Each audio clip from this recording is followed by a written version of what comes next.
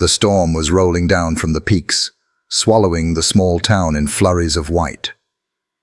People hurried inside, but one figure moved calmly through the snow, an aging German shepherd, scarred, grey around the muzzle, but walking as though on a mission. Ranger wasn't anyone's pet anymore. His master had died years ago, and yet, year after year, the dog returned to a single grave, sitting faithfully in the cold, as though waiting for a voice he would never hear again. That evening, as he left the cemetery, something unusual caught his attention. A man and a girl passed near the gates. The girl was bundled in a red coat, her small hand trapped in the man's grip. She looked no older than 8. At first, nothing seemed unusual, but then she glanced back. It wasn't a long look, just a second, but her eyes met Ranger's, and what he saw there froze him in place. It was fear. Not the kind that screams and runs, but the kind that stays quiet, hidden under obedience. And for the first time in years, the ranger didn't return to the forest. He lowered his body, ears back, instincts stirring. The soldier in him had awakened. The snow fell steadily, not in hurried flurries, but in the patient way that seemed to belong only to mountain towns like this one. It coated the wooden rooftops and telephone wires, softened the sharp edges of fences, and filled the cracks in sidewalks that had been breaking for decades. The town looked as though it had been preserved in ice and memory, untouched by the speed of the outside world. The only sounds were the muffled creaks of shutters bowing against the wind and the faint hum of a church bell, its bronze tongue striking noon in a voice muted by the storm. Most people stayed inside when the snow came down like this. Curtains were drawn, fireplaces lit, kettles whistled with the comfort of habit. Children watched from behind frosted windows, noses pressed against the glass, tracing patterns with their fingertips as they waited for the world to thaw. But even on the coldest days, there was always one figure outside, one silhouette known to every household that lined Main Street and the crooked alleys beyond. The German shepherd. He moved with a quiet assurance, a presence that belonged more to duty than to chance. His coat, once a proud dark saddle with copper flanks, was now peppered with grey and the powdered dust of snow. Age had bent his gait into something slower, more deliberate, yet not without dignity. The stiffness in his back legs did not erase the discipline bred into him, nor the purpose that seemed to guide every step. He was not a stray in the way most people thought of strays. There was nothing desperate in him. He did not scavenge. He did not beg. He walked as though the streets were a map imprinted long ago in his memory, and every turn was simply another reminder of where he belonged. They called him Ranger. No one knew who had first given him the name, but everyone used it now, even the children. Perhaps it was because he looked like a ranger, patrolling, watchful, bearing the kind of scars that told stories without words. A nicked ear, a faded line across his muzzle where the fur grew uneven, a limp that came and went depending on the weather.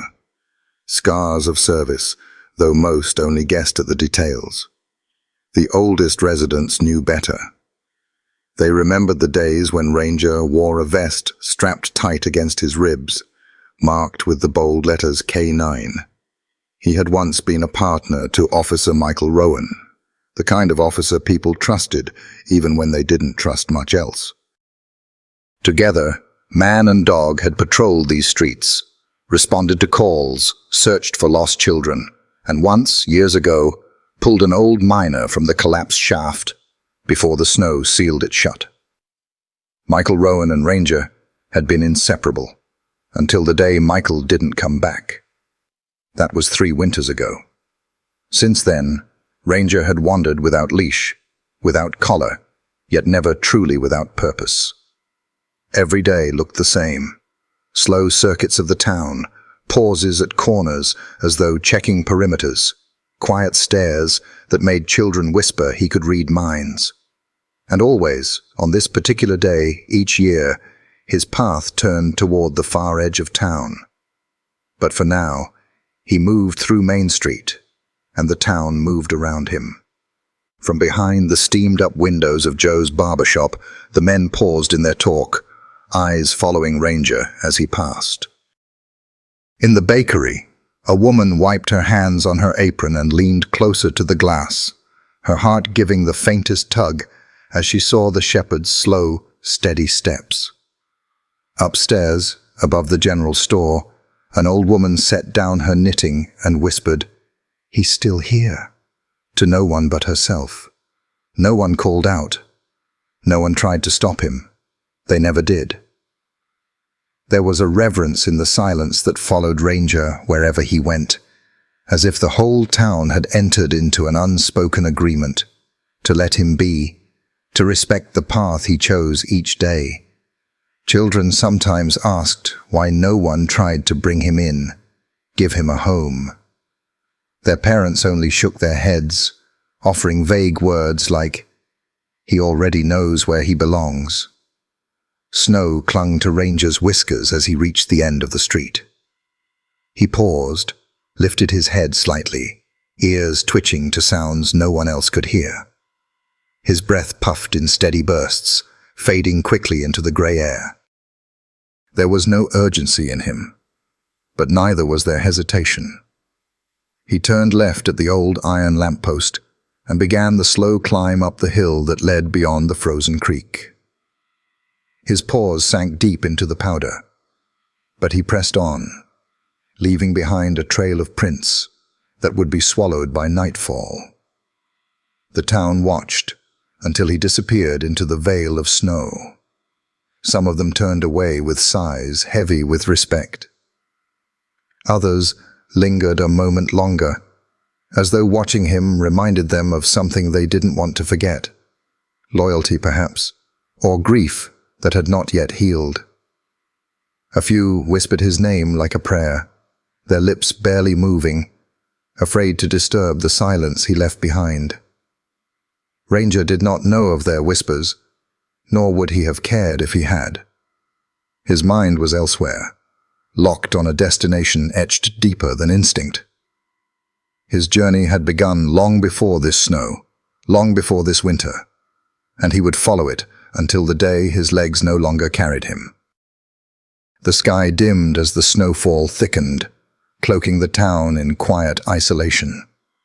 For most, it was a day to hide from the cold. For Ranger, it was another day in a vigil that refused to end. And somewhere beyond the streets and shuttered houses, past the creek that had frozen solid weeks ago, the gates of the cemetery waited. The road that wound out of town narrowed into a path almost forgotten, its edges buried under years of snow and neglect. Ranger knew it by heart. His paws pressed into the whitened earth with a certainty that came not from sight, but from memory. The trail curved past a frozen creek, its surface glimmering like glass, then rose toward the ridge where iron gates stood against the sky. The hinges had rusted long ago. The wind made them groan with the voice of something ancient. Ranger pushed his shoulder into the gate. It yielded slowly, with a metallic wail that echoed through the hushed grounds.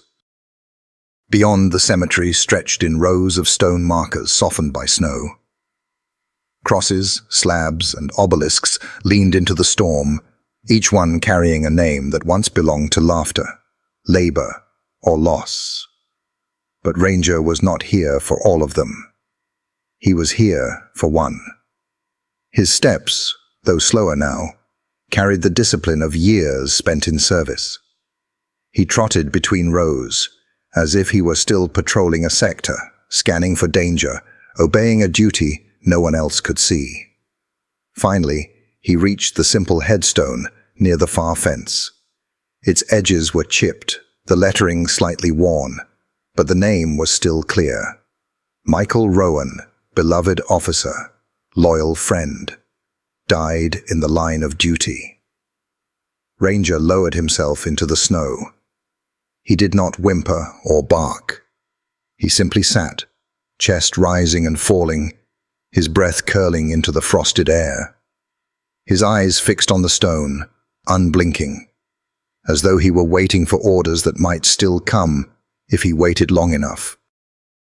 It had been 3 years since Michael's death. 3 years since that night when flashing lights painted the streets red and blue, when gunfire broke the silence, and Ranger, restrained by other officers, could only watch as his handler was carried away. The dog had not forgotten the sound of his partner's last breath, the way Michael's hand had brushed weakly against his fur before going still. Since then, every year, on this very day, a ranger has come. At first, people followed him out of curiosity. They thought perhaps he was lost, that he wandered by chance. But when he returned the second year, and the third, no one doubted anymore. The story spread in whispers. The old K9, who never forgot his master. From the town below, some still watched.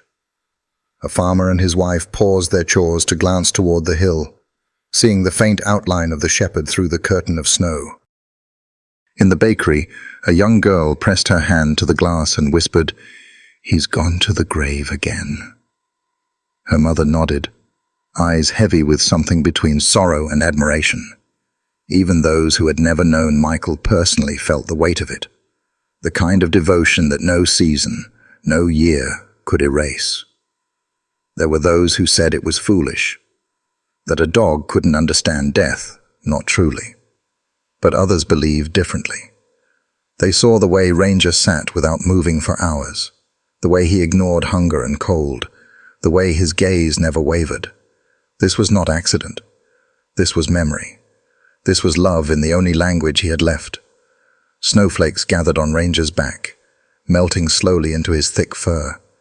His ears twitched at the distant crack of a branch, but he did not move. The world might shift, storms might rise and fall, but this ritual was immovable. He was here to guard what remained of Michael. Perhaps not the body beneath the soil, but the bond that still lived in the space between them. Sometimes, the townspeople left small tokens near the stone. A folded flag, a child's drawing of a man and a dog, a fresh flower despite the frost. Ranger never touched them. He only acknowledged with a flick of his ears, a quiet sigh, as if to say he understood. The cemetery was silent, but inside Ranger's mind, there were echoes. Memories played not in words, but in images and scents. The sound of Michael's voice saying his name, the smell of his uniform, the rhythm of boots pounding beside paws during a chase. Each memory was a fragment of something whole, pieced together in the stillness of this place. Hours passed. The shadows lengthened across the snow. Ranger did not stir. To the children of the town, the sight became legend. The guardian who would not abandon his post. To the elders, it was a reminder of vows once spoken, of loves once lost. To Ranger, it was simply what must be done. This year, though, something felt different.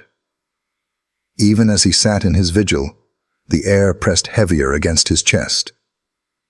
The silence was not the usual peace of snowfall. It was taut, stretched like a string about to snap. Ranger's ears flicked, his head lifting slightly. The wind carried a sound so faint it might have been imagination. Footsteps, slow at first, then quicker, somewhere beyond the cemetery gate. He rose to his feet. Snow slipped from his coat in small cascades. His muscles, though stiff with age, tensed with the instinct that had never left him. Loyalty had brought him here. But it was instinct that told him something was coming. Something that would test whether the bond he carried was only memory, or still a living force capable of saving someone else. For now, he turned back once more to Michael's grave. He lowered his head, almost like a bow, and let out a single breath through his nose, fogging the stone before him. Then he lifted his gaze again, eyes narrowing toward the gate where shadows flickered in the snow. The cemetery had been a place of remembrance. Tonight, it would become the place where the past and the present touched hands again. Ranger did not know it yet. But before the sun fell completely, he would meet the one pair of eyes that would change the course of his vigil forever. The snow had eased into a finer fall, each flake drifting like it carried some secret. The cemetery, usually a place of stillness, felt different tonight. Ranger sat rigid in front of Michael Rowan's grave, but his ears flicked constantly, picking up every whisper the wind carried. The unease began subtly, something only a dog like Ranger would notice. The air no longer smelled the way it should. Winter had its own kind of scent. Sharp, clean, threaded with the faint tang of pine from the trees beyond town. But now, beneath that familiar bite, was another note. Faint, but wrong. Like metal rubbed against stone. Like something moving that should not have been moving here. Ranger shifted his weight, snow crunching under his paws. His tail, which had been lying calm against the ground, stiffened. He raised his head higher, scanning the iron gate through the curtain of white. The world seemed too quiet. No crows called from the treetops. No branches cracked under the settling snow. It was as if the land itself was holding its breath. For 3 years, this place had given him peace. Every visit had been the same. Walk the path, push through the gates, sit vigil by the stone. But this year, something pressed against that ritual, a disturbance, a ripple across water that had long been still. Ranger inhaled deeply, nostrils flaring. The smell sharpened, human. 2 of them, one smaller, the other larger. The cadence of their footsteps confirmed it. Light, uneven steps paired with heavier, steady ones. They were approaching the cemetery gate. His body lowered slightly, muscles coiling, though age made the motion less fluid than it once was. His eyes narrowed, fixed on the shadows growing at the edge of the grounds. He knew the difference between those who came here with reverence and those who carried something else. These footsteps were not burdened with mourning. They were purposeful, steady, cutting through the hush of snow like a blade. The iron gate groaned faintly, as if acknowledging their presence, before they even touched it. Ranger rose fully now, shaking the frost from his coat. Snow slid down his back in thin rivulets, landing silently around his paws. His ears pricked forward, his tail lifted just enough to show attention, not yet threat. The figures came into view, blurred at first by the drifting flakes. The larger one led, shoulders squared against the cold, a heavy coat pulled tight. Beside him walked a smaller form, bundled in red, the color striking even through the gray veil of storm.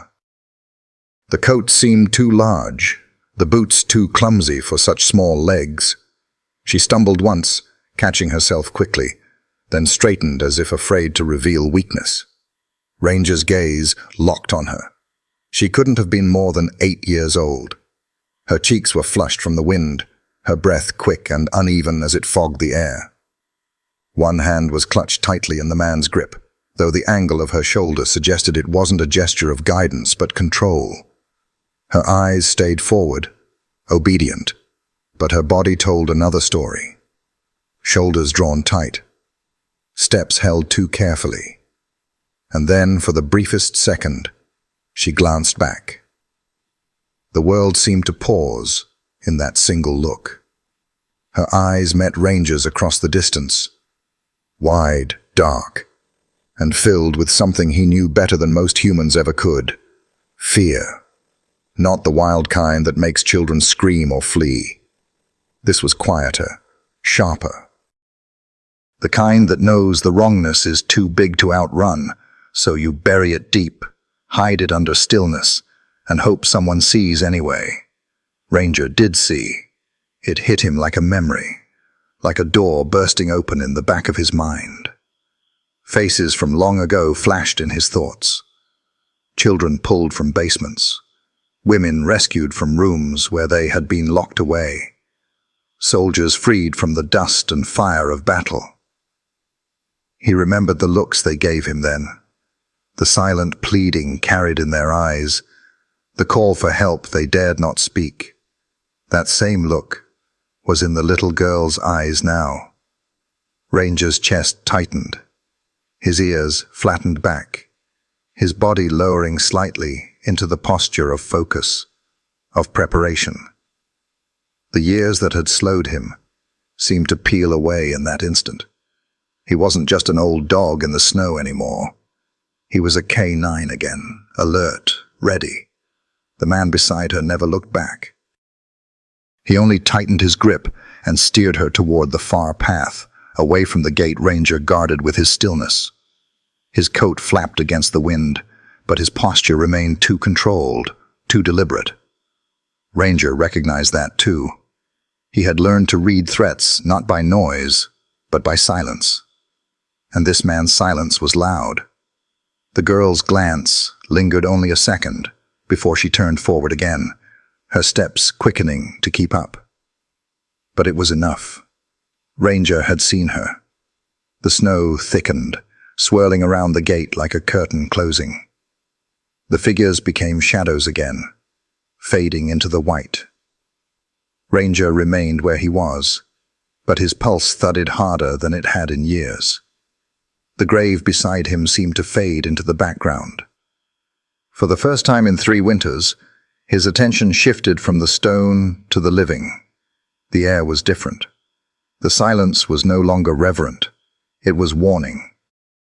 Ranger knew with the clarity of instinct that something was coming, something that would not allow this year to be like the ones before. He lowered his head once more to Michael Rowan's grave, almost as if to ask permission. Then, with a final glance at the gate where the figures had vanished, he stepped forward. His paws sank into fresh snow, but his stride was steadier now, more certain. The vigil had changed. This year his duty would not be to remember the dead. It would be to protect the living. The storm had not let up. Snow drifted in endless silence, piling along fences, swallowing the outlines of the street lamps one by one. The world was wrapped in white, but at the edge of the cemetery path, 2 figures carved their way through it, leaving footprints too sharp, too out of place. The first was a man.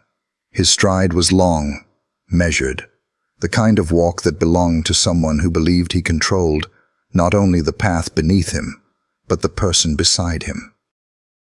His coat was thick and dark, collar turned high against the cold. His hand gripped the smaller figure's wrist, guiding or perhaps pulling her along with him.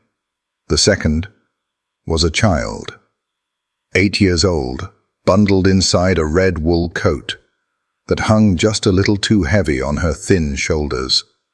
The color was startling against the muted landscape, a sudden flare of life against the gray. Her boots were clumsy, 2 sizes too large, and each step left a small wobble in the snow. Yet she forced herself to keep pace, her chin tucked low, her breath clouding the air in shallow bursts. Her name was Lydia. To anyone glancing quickly, She might have looked like any child on a winter outing, led by a doting uncle. Victor, he had introduced himself that way, kept up a casual rhythm of words as he walked, though the wind stole most of them away. Something about breakfast, about roads being cleared, about where they'd stop next. Harmless words, harmless tone. But Ranger had never trusted words. He watched from a distance, body half hidden among the gravestones, his breath a steady mist against the stone of Michael Rowan's marker. His gaze followed the small sway of the red coat, the way her shoulders tensed every time Victor's grip adjusted. He noticed the stiffness in her walk, not from cold, but from something else, an obedience that looked too heavy for a child to wear. And then it happened. Lydia's head turned ever so slightly, a quick glance over her shoulder, almost too fast to notice. But Ranger noticed. He saw her eyes. They were wide, dark, framed by lashes dusted with snowflakes. There was no sparkle of curiosity, no playful mischief that children usually carried when sneaking a look at the world around them. Instead, there was fear, quiet, controlled, but sharp. It was the kind of fear that had no voice, the kind that lodged itself deep in the chest where it could not be heard, only seen by those who knew how to look. Ranger knew it. He had seen it in war zones, in alleys where the wrong people waited, in the trembling eyes of those pulled from locked rooms. He had seen it in the faces of the vulnerable who had learned the most dangerous lesson of all, to stay silent. Lydia's glance did not last long. She turned back quickly, her pace steadying, her small hand shifting inside Victor's grip as though to hide the moment she had stolen. But it was enough. Ranger had seen her. The shepherd's body shifted, his ears pressed back, his muscles coiled low against the snow, his eyes sharpened, following the line of her gaze until the figures slipped deeper into the cemetery. Victor never once looked back. To the world, he carried the air of a man in control, shoulders squared, jaw set, voice steady even when speaking into the storm.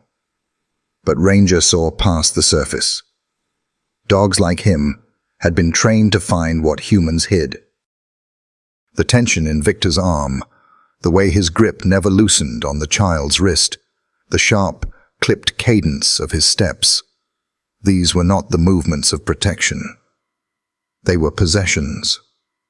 Ranger's chest rumbled, a low growl buried deep enough that the wind swallowed it before it reached the man. Snowflakes melted on his muzzle, streaking his fur with rivulets of water. He did not move forward yet, but the decision had already formed inside him. This was not a vigil anymore. The red coat swayed again as Lydia stumbled, catching herself before Victor could tug her forward. For a moment, her face tilted to the side, and though her eyes stayed downcast, Ranger caught the faintest tremor of her lips, pressed tightly together. She wanted to speak. She wanted to cry out. But she didn't. And Ranger understood. He shifted his paws in the snow, leaving deep impressions where he had sat vigil for hours.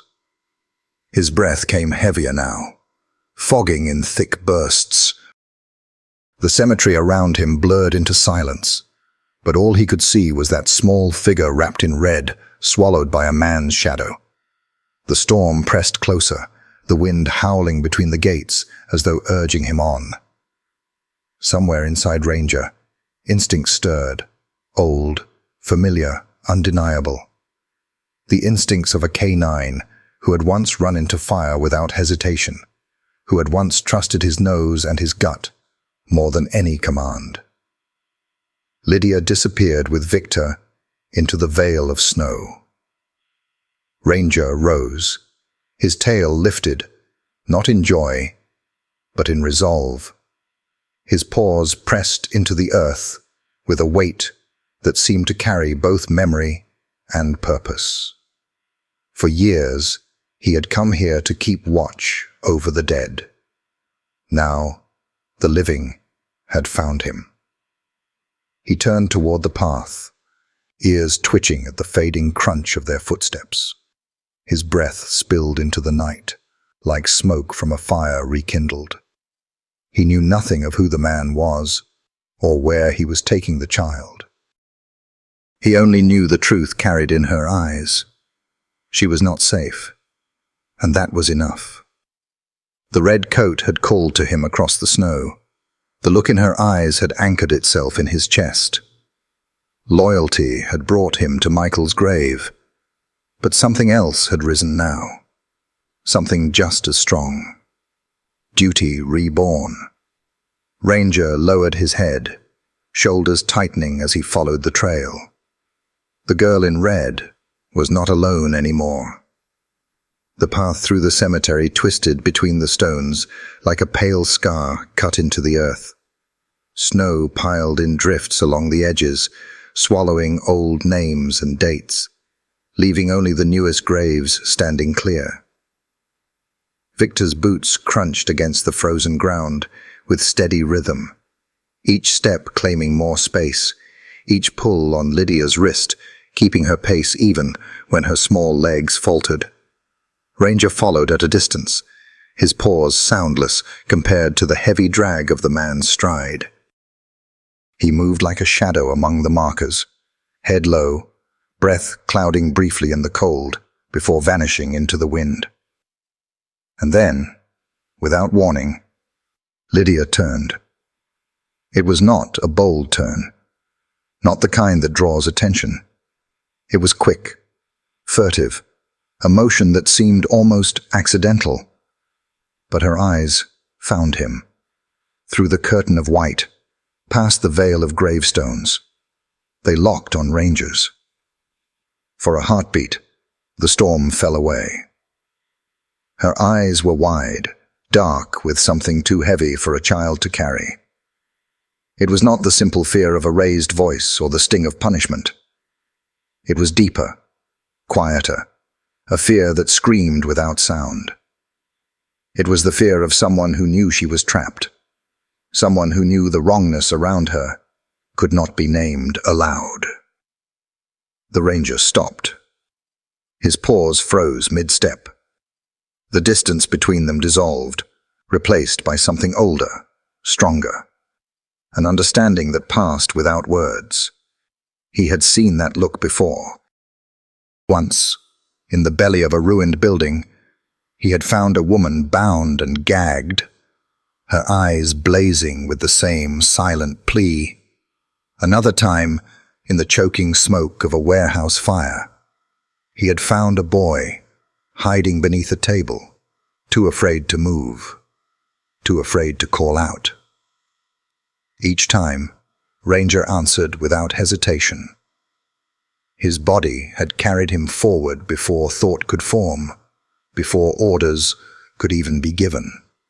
And now, here it was again, in the eyes of this small girl wrapped in red. Ranger's chest tightened. A low sound rumbled from his throat, not yet a growl, more like the first roll of thunder before a storm. His ears pressed back against his skull, his body sinking low against the snow. His tail stiffened, his muscles coiling in readiness. The instincts that had lain dormant for years, dulled by age, softened by the quiet routine of his vigil, roared awake as if they had been waiting for this very moment. His heart did not race with panic. It steadied with purpose. Lydia's glance lingered only a second before she turned back, forced into silence by Victor's grip. But the connection had been made, sealed in the air between them like a vow. She had seen him. He had seen her. That was enough. Victor never noticed. His shoulders remained square, his stride unbroken, his hand clamped around Lydia's wrist like a lock. He spoke something under his breath, words whipped away by the wind, but the tone carried authority, not comfort.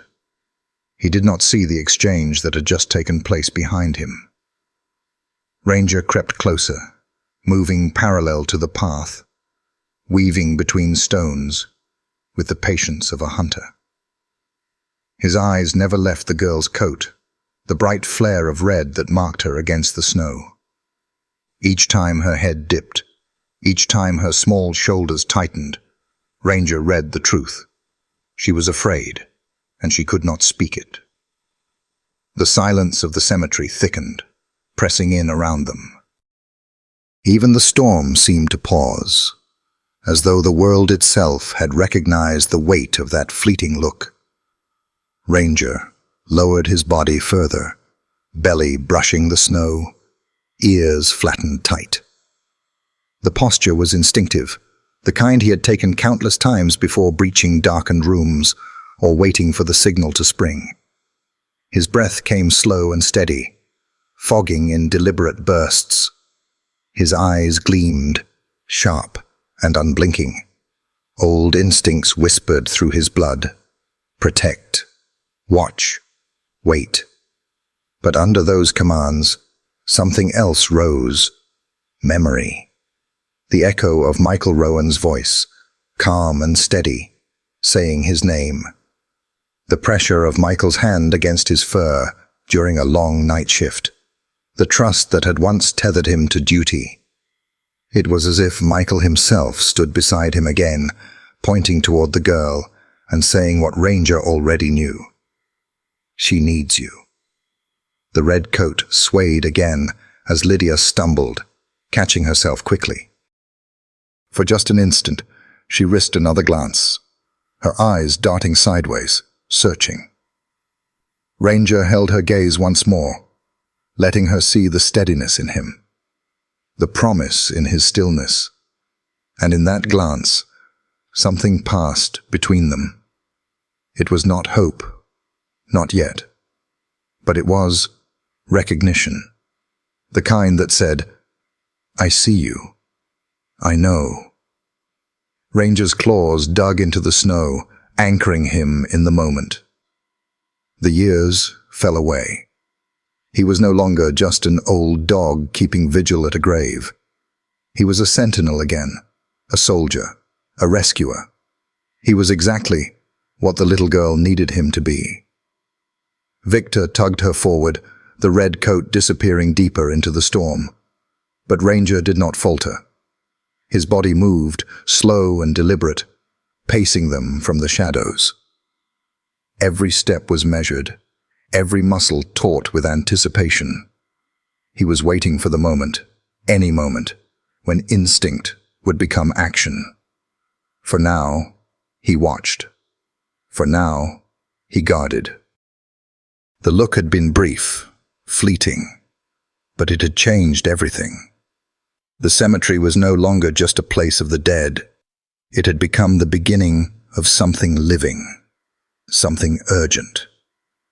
Ranger pressed forward, his body lowered, his instincts alive. The storm howled, but inside him there was only silence.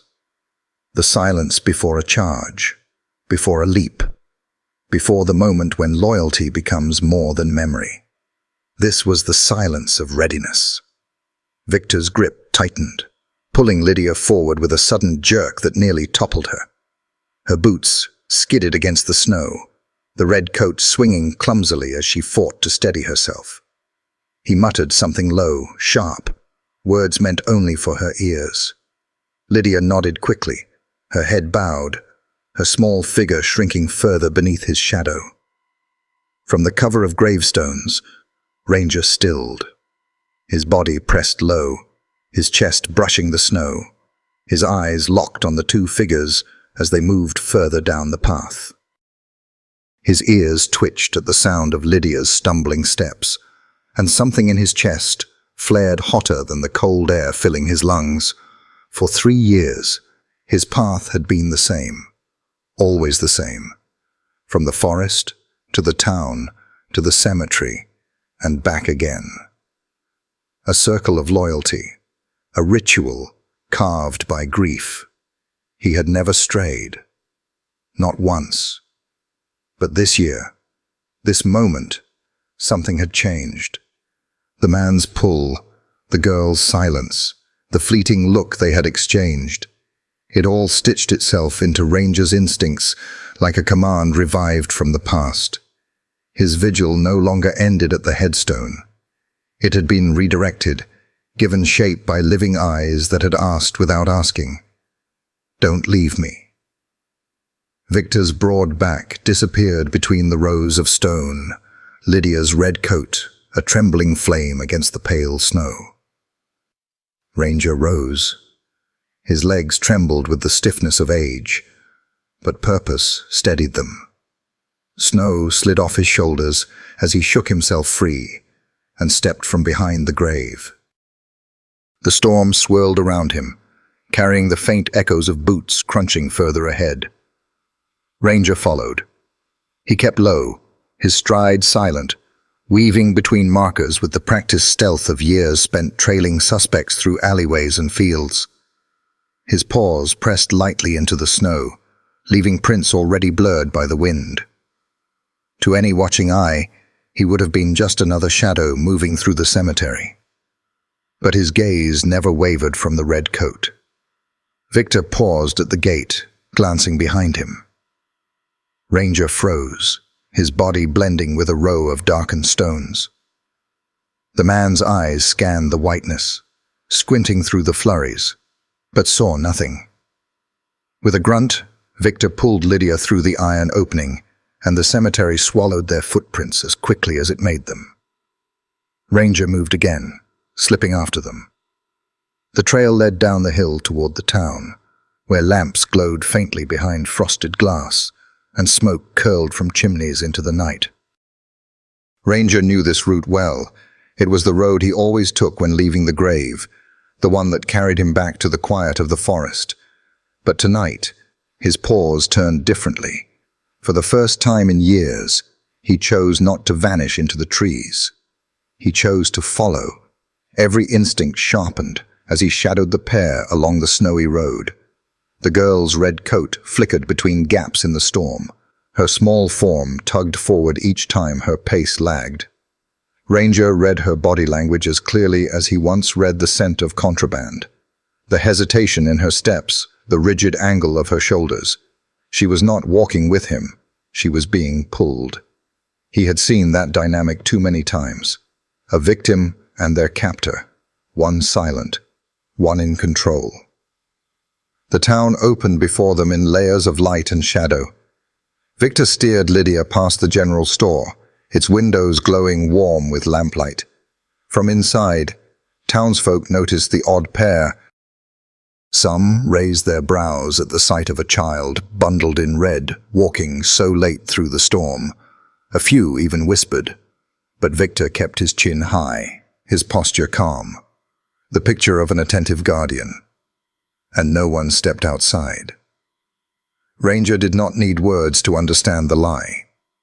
He trailed them at a careful distance, circling alleys, slipping behind fences, his nose catching the scent of leather gloves, cheap cologne, and the salt of a child's tears unshed.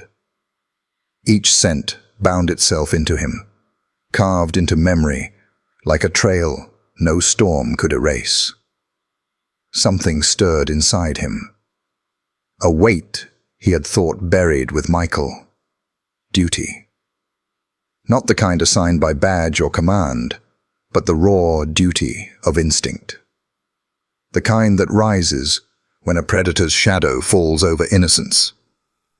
Victor led Lydia toward the diner on Main Street, its neon sign buzzing faintly against the storm. He pulled open the door, ushering her inside with a firm hand at her back. The warmth and chatter of the diner spilled out briefly before the door closed again, muffling the world. Ranger stopped at the corner, snow swirling around his body, melting into his fur. His ears pressed forward, his gaze fixed on the fogged windows glowing with light.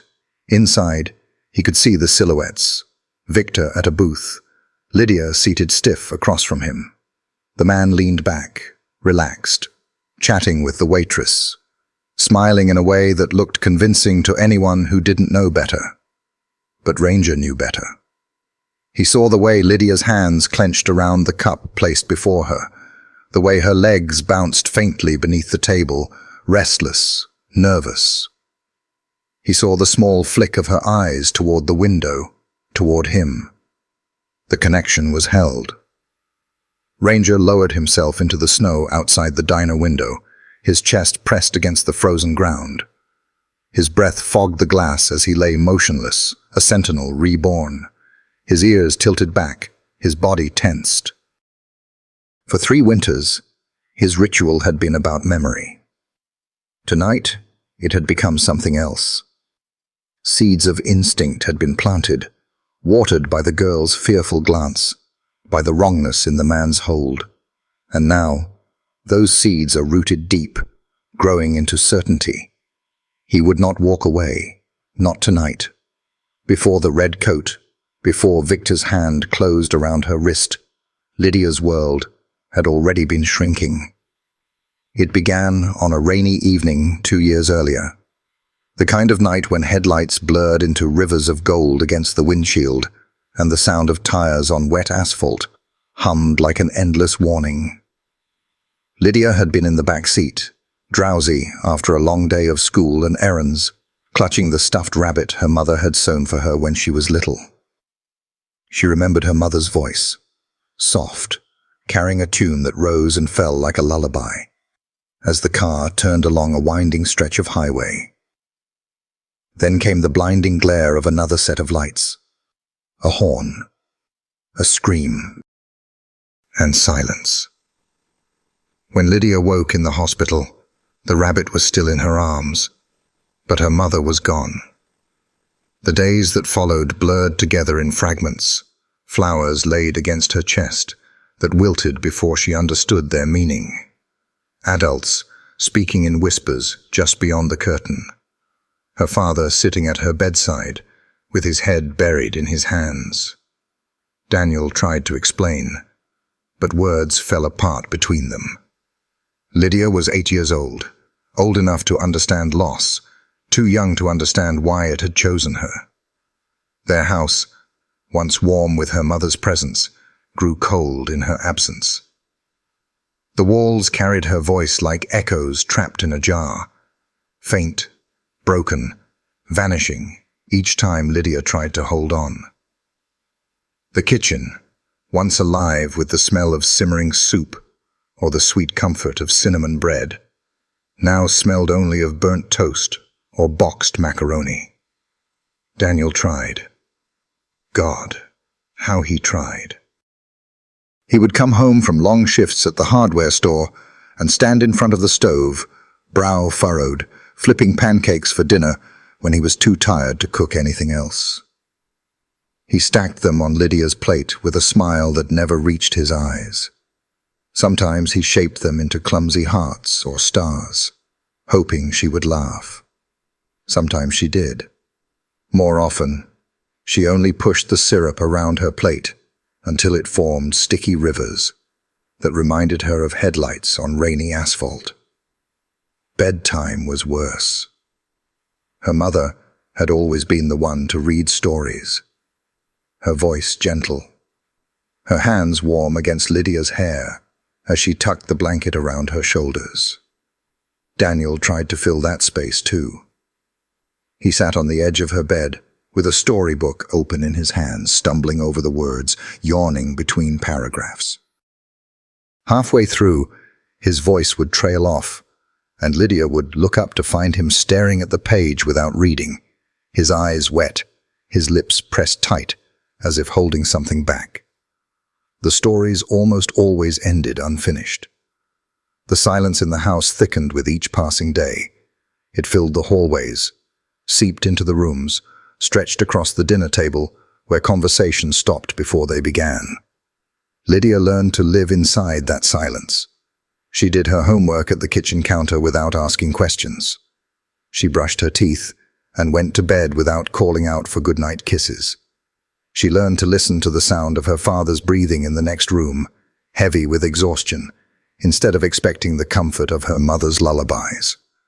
But sometimes, in the dark, she pressed her face into the stuffed rabbit and whispered anyway, words meant for ears that were no longer there. "Good night, Mommy. I miss you." Daniel heard her once. He stood outside her door, his hand against the frame, his face twisted in grief he couldn't show her. He wanted to open the door, to hold her, to tell her he missed her too. But the weight of his failure pressed him still. Instead, he walked back to his own room, sat on the edge of the bed he now slept in alone, and whispered into his hands, "I don't know how to do this without you." Grief made them both quieter. The neighbors tried to help at first. They dropped off casseroles, invited Lydia to play with their children, and left Daniel notes of encouragement. But time moved on, as it always does. The casseroles stopped. The invitations grew fewer. Soon it was just the two of them, father and daughter, navigating a house that felt too large, too hollow. There were moments, small ones, when the silence cracked. Daniel leaves sticky notes in her lunchbox with crooked hearts drawn in pen. Lydia slipped one of her drawings, two stick figures holding hands, onto his nightstand. But those cracks closed quickly. The emptiness always returned, pulling them both back into the weight of absence. The house became a place of ghosts. Not the kind that rattled chains or slammed doors, but the kind that lingered in the ordinary. A sweater left draped over the back of a chair, shoes by the door, no one wore anymore. The faint scent of her mother's perfume clinging to a scarf Lydia sometimes pressed to her face when no one was looking. It was in this silence that Lydia grew quieter too. She smiled less. She stopped asking questions. She learned how to carry grief the way children should never have to carry it. Silently, obediently, as if afraid that her sadness might break what little remained of her father. Daniel carried his own silence differently. His shoulders hunched under the weight of bills. His eyes grew red from sleepless nights. His hands roughened from work. But it was not the exhaustion of labor that broke him. It was the knowledge that no matter what he did, no matter how many pancakes he flipped or bedtime stories he stumbled through, he could not give his daughter back the life she had lost. The house stood as a witness to their struggle, its rooms filled not with laughter or music, but with the sound of absence. And though they moved through each day, side by side, a distance grew between them, not from lack of love, but from love wounded too deeply to find its voice. This was the house of silence, and it was here that Lydia learned the language of unspoken things.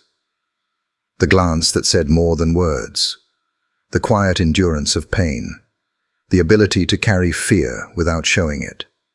Skills that no child should ever need, but ones that would one day, in the cemetery snow, allow her to look into the eyes of a German shepherd and tell him everything without speaking at all. The silence in the house had grown so familiar that Lydia almost forgot homes could sound any other way. Days bled into each other with the same hollow routine. School. The clatter of pans as her father tried to cook. The shuffle of his boots across tired floors. Words between them were few, spoken softly, like stones dropped into a deep well. Then one evening, Daniel brought someone new to the kitchen table. Her name was Clara. She didn't arrive with fanfare, didn't fill the room with bright laughter or loud introductions. Instead, she stepped inside quietly, brushing the snow from her coat, her eyes scanning the space not with judgment, but with a tenderness that seemed to rest on every worn detail. She smiled at Lydia in a way that wasn't forced, not the kind adults often wore when they weren't sure what to say to children. It was smaller than that, gentler, like the smile someone gives when they see something fragile and promise not to break it. "Hi, Lydia," Clara said, her voice warm, carrying a softness that reminded Lydia of the first touch of spring air after months of winter. "Your dad's been telling me about you. He says you make the best drawings in your class." Lydia blinked, surprised. She glanced at her father. Daniel was standing awkwardly at the stove, his hands gripping a spatula, his expression caught somewhere between nervousness and hope. "She does," he said quickly. "She draws all the time." Lydia's instinct was to retreat into silence, to nod and keep her eyes down. But Clara didn't push. She simply placed her gloves on the counter, sat across from Lydia, and folded her hands together, waiting as though the moment belonged entirely to the girl if she wanted it. For the rest of that evening, Clara didn't try to replace the rhythm of the house. She didn't rush in with advice or questions. She simply blended herself into their routine, offering small touches of kindness. She stirred the soup Daniel was burning, adding a pinch of salt with an easy laugh that lifted the tension from his shoulders. She asked Lydia if she wanted an extra spoonful of carrots, but when Lydia shook her head, she smiled and moved on without disappointment. Later, when Daniel fumbled through another unfinished bedtime story, Clara didn't take over. She only sat quietly at the doorway, listening, her presence filling the room with something Lydia hadn't realized she'd been missing. Not noise, but calm. In the weeks that followed, Clara's presence became more regular. At first, Daniel introduced her as a friend. Then, slowly, her name became part of their daily conversations, her visits woven into the fabric of their evenings. She had warm hands that smelled faintly of lavender. She remembered small things, the way Lydia preferred her hot chocolate with extra marshmallows, the way Daniel always forgot his lunch if he left in a hurry. She hummed while she cooked, not loudly, just enough to add texture to the silence that had once pressed against the walls. For Lydia, the change came cautiously. She carried her grief like a fragile glass jar, afraid anyone might drop it. At first, she answered Clara's questions with one-word replies, kept her drawings hidden, kept her distance. But Clara never forced her way closer. She gave Lydia room, like planting seeds in soil and waiting patiently for them to sprout. One afternoon, Clara brought a box of colored pencils. "I thought you might like these," she said, placing them gently on the table. "You don't have to use them now, just if you want." Lydia hesitated. Her fingers hovered over the box for long minutes before she dared to open it. The pencils lay inside like jewels, their sharp tips waiting. Slowly, she picked one up and pressed it to paper. Clara didn't lean over her shoulder. She simply sat nearby, sipping tea, letting Lydia draw in peace. By the time Daniel came home, Lydia had filled a page with the careful outline of a dog. Long ears, proud stance, a tail swaying in mid-air. He paused in the doorway, his tired face softening into something Lydia hadn't seen in months. A smile that carried no weight, no exhaustion, just pure, unguarded joy. Clara noticed too.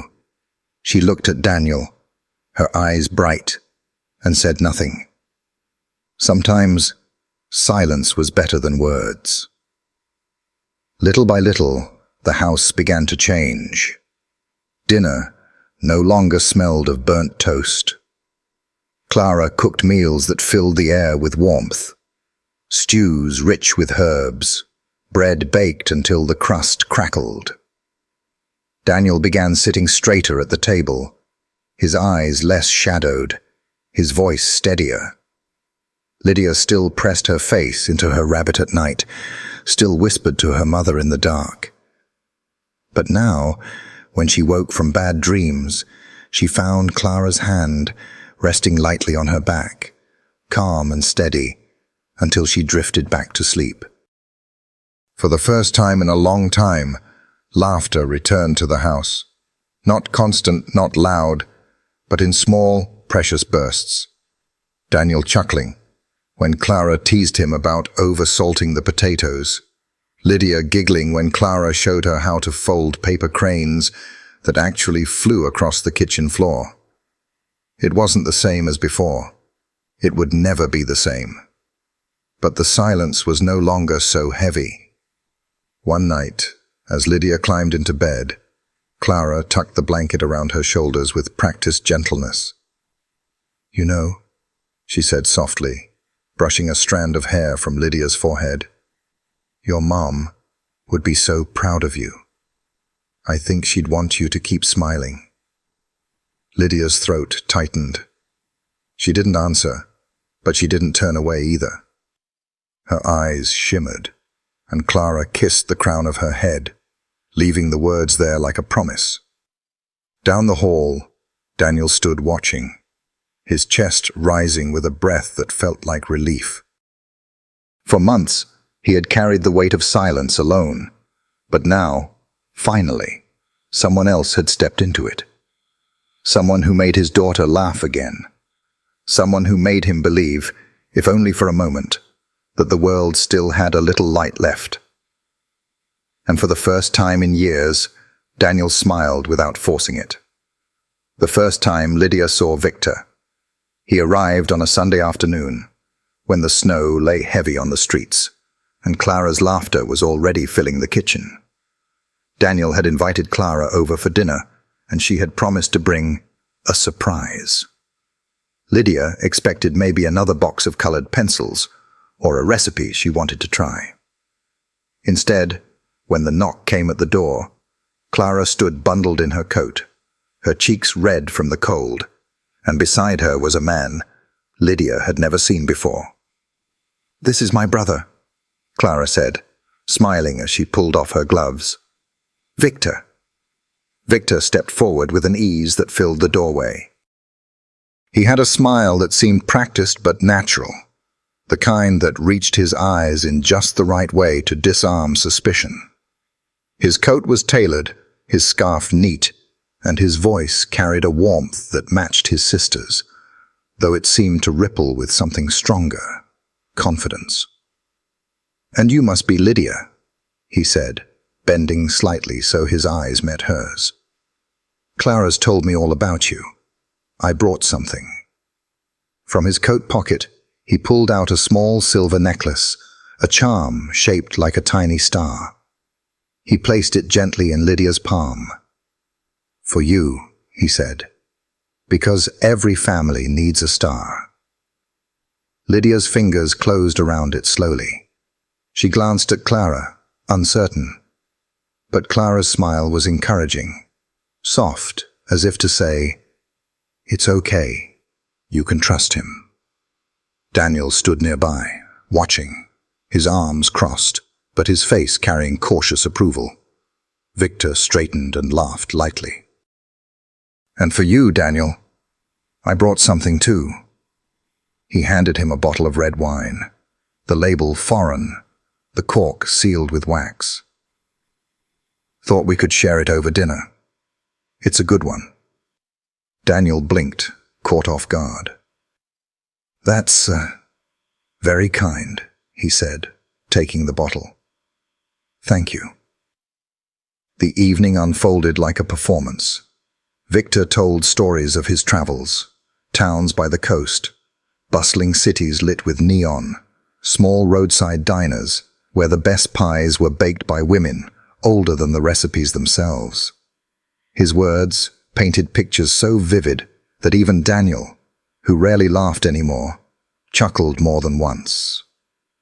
Clara smiled at her brother, her pride clear, and Lydia found herself leaning closer to catch every word. Victor had a way of including her in his stories, looking at her directly as though she were an equal. "What do you think, Lydia?" he asked, sliding one of her drawings closer. "If I showed this to a friend of mine in the city, I bet they'd pay money for it." "You've got talent." Her cheeks warmed. She lowered her eyes, embarrassed, but the praise slipped into her chest and nestled there like a spark. It was easy to like him, easy to laugh at his silly jokes, to accept the candies he produced from his pockets as if by magic, to believe the warmth in his voice when he said, "You're like the little sister I never had." Daniel noticed the effect, and something inside him eased. For months, he had carried the guilt of silence, the weight of not knowing how to make his daughter smile again. Seeing Lydia laugh at Victor's stories, watching her twirl the silver star necklace in her hands, brought him a comfort he had almost forgotten was possible. If Clara's presence had mended one crack in their fractured home, perhaps Victor's would mend another. So Daniel opened the door wider. Over the next weeks, Victor became a regular guest. He stopped by after work, sometimes with small gifts, a new sketchbook for Lydia, a set of gloves for Daniel. He cooked with Clara, filled the air with music from his phone, teased Daniel about working too hard, and always found time to sit at the table with Lydia and listen to her talk about school. For Lydia, his attention felt like sunlight after too many winters. It wasn't the same as her father's love or her mother's memory, but it was something bright, something she wanted to believe in. But beneath the warmth, there were seeds, small, almost invisible, that rooted themselves quietly. Sometimes, when Victor thought no one was looking, his smile faded into something flat, unreadable.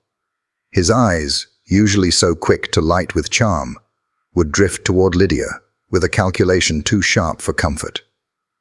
Once, Lydia caught him watching her reflection in the window as she drew, his face blank in a way that made her shiver, before he quickly laughed and asked about her picture.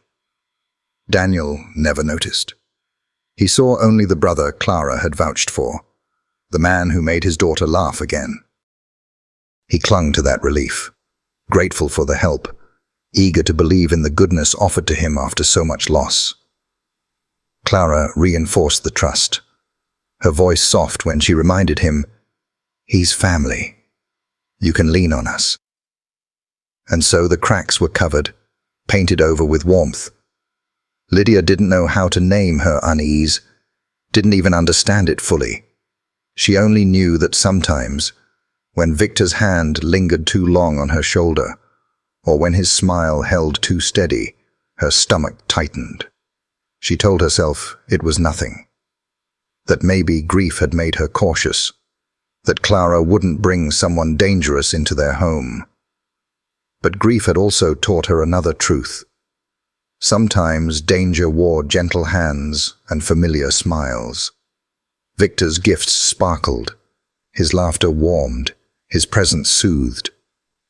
Yet beneath it all, the silence of the house shifted again, this time not toward healing, but toward something else, something waiting.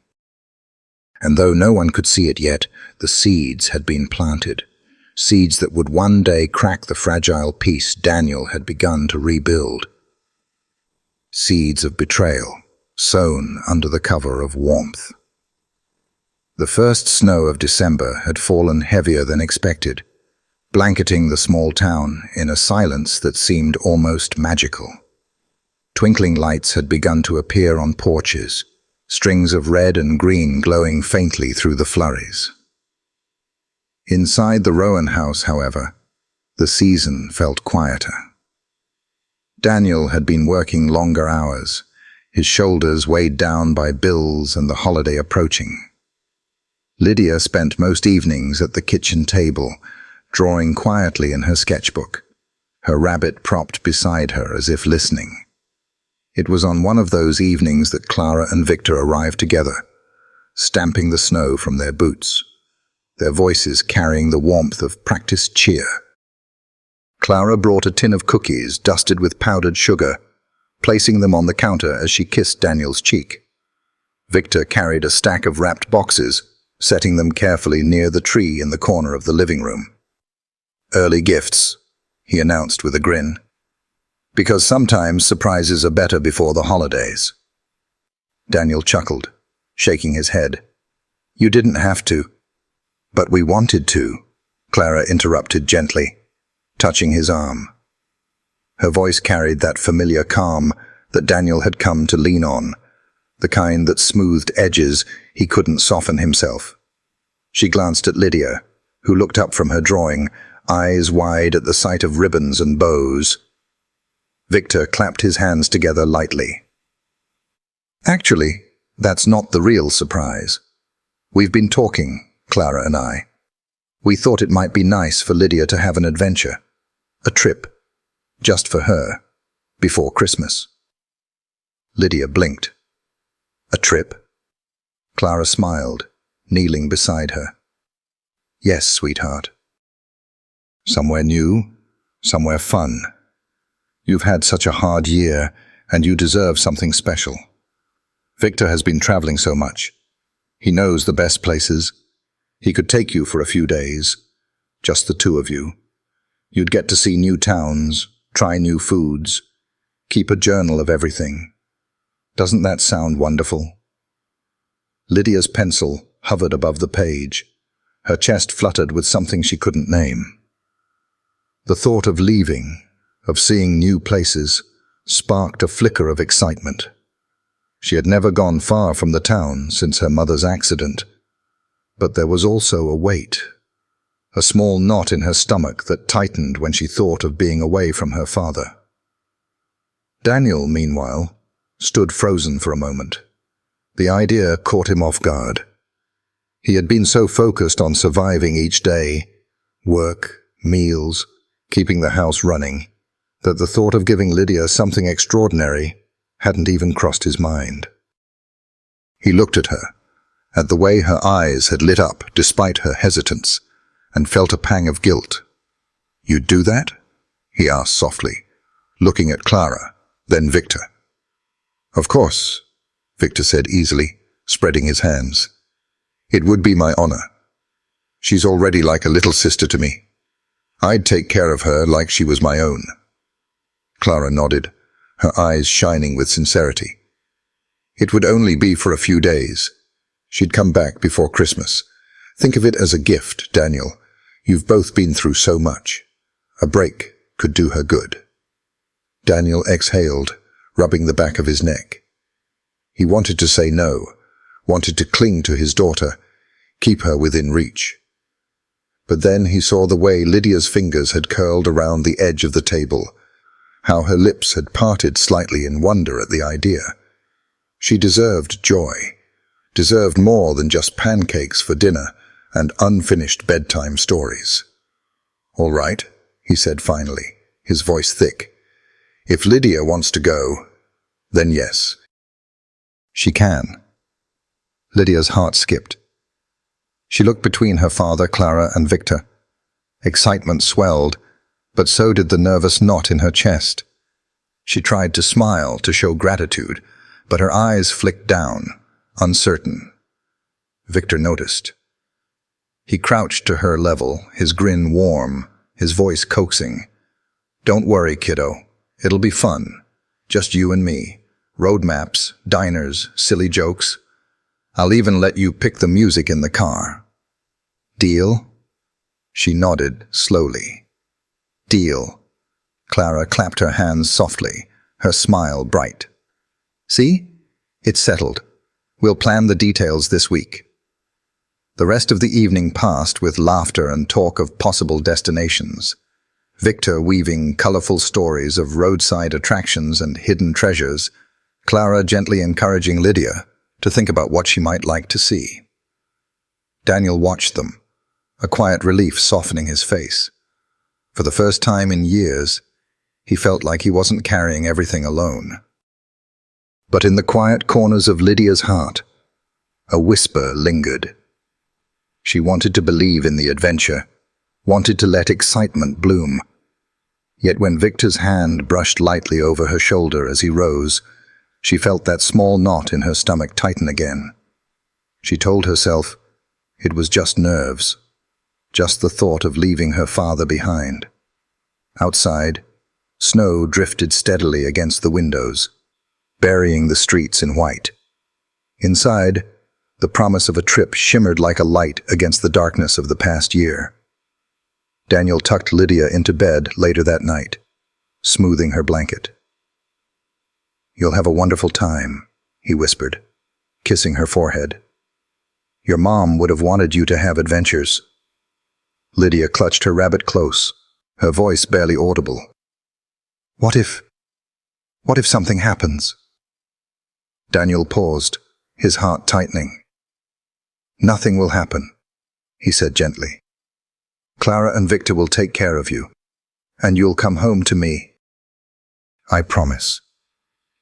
Lydia nodded, but as she closed her eyes, the knot in her stomach twisted tighter. And somewhere beyond the walls of the quiet house, the seeds Victor had sown grew a little deeper, hidden beneath layers of laughter, warmth, and the promise of something special. The road trip began like Victor promised. They drove past snow-dusted fields and through small towns with faded billboards and neon diners glowing against the gray.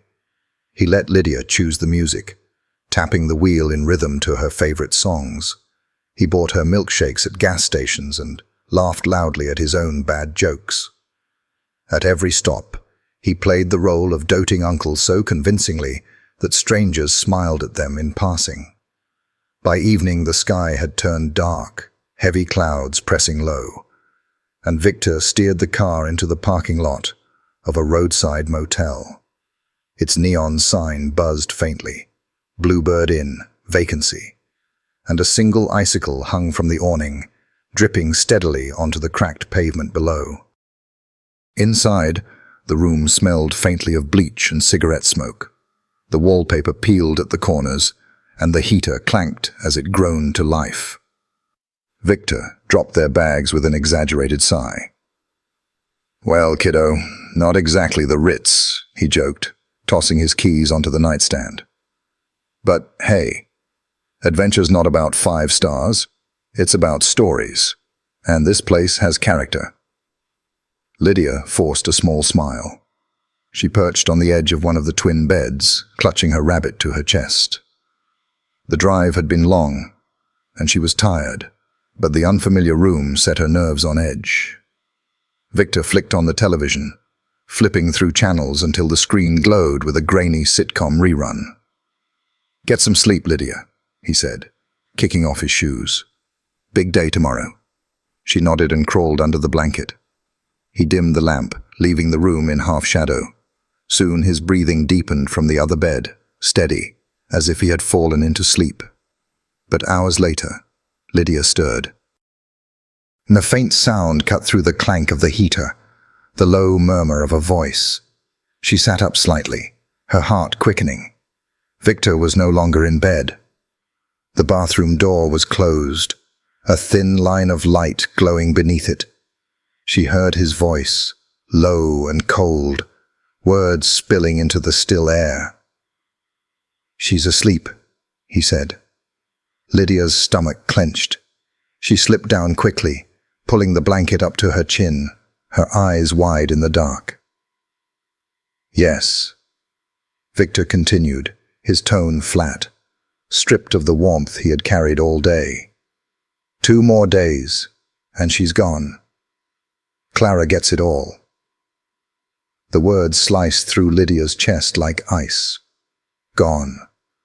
Her breath caught. She didn't understand all of it, not completely, but she understood enough. He wasn't talking about a trip anymore. He wasn't talking about adventure. He was talking about her. About taking her away. About giving something to Clara that didn't belong to her. Lydia pressed her rabbit tighter to her chest, forcing her breathing to slow. She couldn't let him know she was awake. She rolled slightly onto her side, her eyes squeezed shut, her body rigid with fear. Victor's voice dropped to a whisper. "Don't worry. It's handled.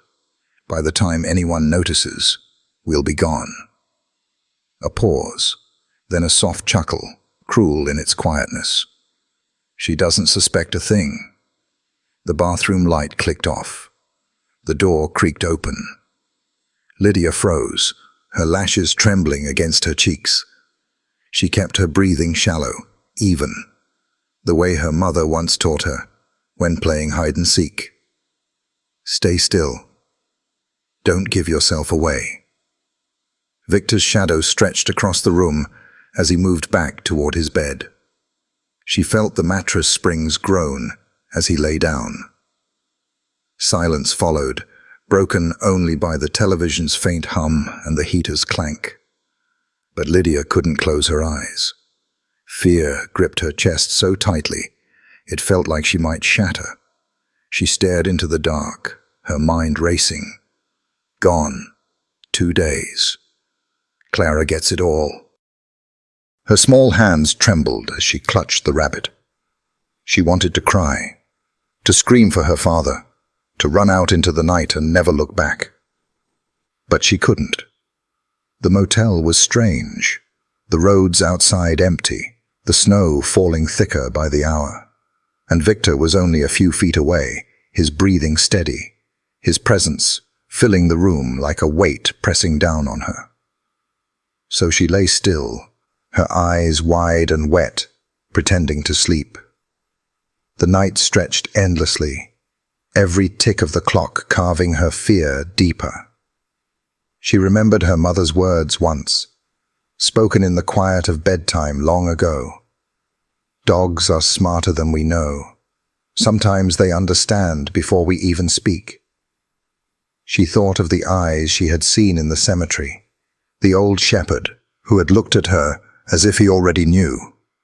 The memory was faint, a fragile thread, but she held on to it like a lifeline. If she could just hold out, if she could just make it through the night. Maybe, somehow, someone would hear what she couldn't say, but for now, she stayed silent. The heater clanked again.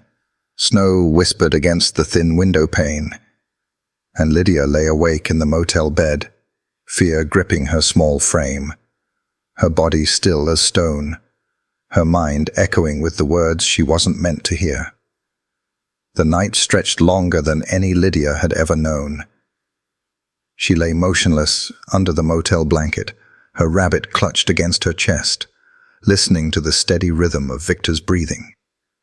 Each rise and fall of his chest felt like a weight pressing against her, a reminder of the words she had overheard. 2 more days, and she's gone. Clara gets it all. She didn't sleep. Not really. Her eyes burned, her body stiff, but her mind refused to let her drift. She stayed still, her breaths measured, feigning the rhythm of dreams. Somewhere in the dark, her mother's voice returned to her, not in sound, but in memory, soft and steady, as though spoken from another room. Dogs are smarter than we know. Sometimes they understand before we even speak. They'll see what you can't say. The image of the German shepherd in the cemetery flickered in her mind. The way his eyes had met hers, steady, unblinking, filled with something that felt like recognition. That look had been real. He had seen her. He had known. The thought settled in her chest like a fragile ember, small, but glowing. By morning, pale light seeped through the thin motel curtains, grey and cold. Victor stirred first, groaning as he pushed himself upright. He stretched, yawning, his movements casual, as though nothing in the night had carried weight. Lydia kept her eyes closed a moment longer, her breaths deep and even, until he muttered, "Rise and shine, kiddo." She blinked, feigning grogginess, rubbing her eyes as though just waking. Her voice was soft, small. "Morning?" Victor grinned, his mask of charm sliding back into place with practiced ease. "That's my girl. Big day ahead. Adventure waits." Lydia nodded faintly, her lips pulling into the smallest of smiles, careful not to let it falter. Inside, her stomach twisted. She remembered the coldness in his voice, The sharpness of his words whispered into the phone, but she tucked the fear deep down, behind her ribs where he couldn't see it. If she showed it, if she let it leak through her eyes, he might know she had heard. She couldn't let him know. Not yet. At breakfast in the motel diner, Victor ordered pancakes drowning in syrup for her, a mirror of the ones her father used to make. "Eat up," he said cheerfully, sliding the plate toward her. "Gotta keep your strength for the road." She cut the pancakes slowly, chewing with effort. He chatted about their route, about the surprise stops he had planned, his voice lively enough to draw smiles from the waitress. To anyone watching, they were an uncle and niece on a holiday trip, nothing more. Lydia smiled when he looked at her, nodded at the right moments, let her laughter escape in small, careful doses when he cracked his jokes, but her eyes never lingered on his. She kept them lowered, guarded, so he wouldn't see the storm beneath them. Inside, she repeated the words over and over. Stay calm. Hide it. Wait for the chance. She thought of her father, the way his eyes softened when he promised she'd come home safe. She thought of her mother, her voice carrying through memory, reminding her that sometimes help didn't come from words. It came from being seen. And she thought of the shepherd's gaze in the snow, the unspoken vow she had felt in the depth of his stare. Victor leaned back in the booth, sipping his coffee. You know, Lydia, life is full of surprises. Sometimes the best thing you can do is trust the people who care about you. She looked up at him then, her face a mask of innocence, her voice quiet. I know. But inside, the ember glowed brighter. She didn't trust him. She couldn't. But she could wait. She could hide her fear beneath stillness, the way she had learned to in the silence of her home after her mother died. She had carried grief without breaking. She could carry this too. After breakfast, they packed the car again.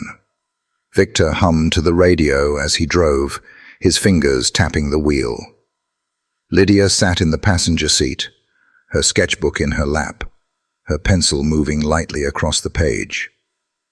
She drew without looking down, her lines shaky but certain. The outline of a dog took shape. Broad chest, sharp ears, eyes steady and knowing. She shaded the eyes darker than the rest, pressing the pencil hard, as if she could capture the weight of the look that had held her in the cemetery. The page trembled with the car's movement, but she didn't stop. When she finished, she closed the sketchbook quietly, pressing her palm against its cover, like sealing a secret. Victor glanced at her briefly, his grin easy. Drawing again, huh? You really do have a gift. She forced a small smile, tucking the book into her backpack. Thanks. The rest of the day blurred into miles of road, neon signs and gas stations. Victor kept up his mask, lively and attentive, asking her about her favorite songs, teasing her when she yawned.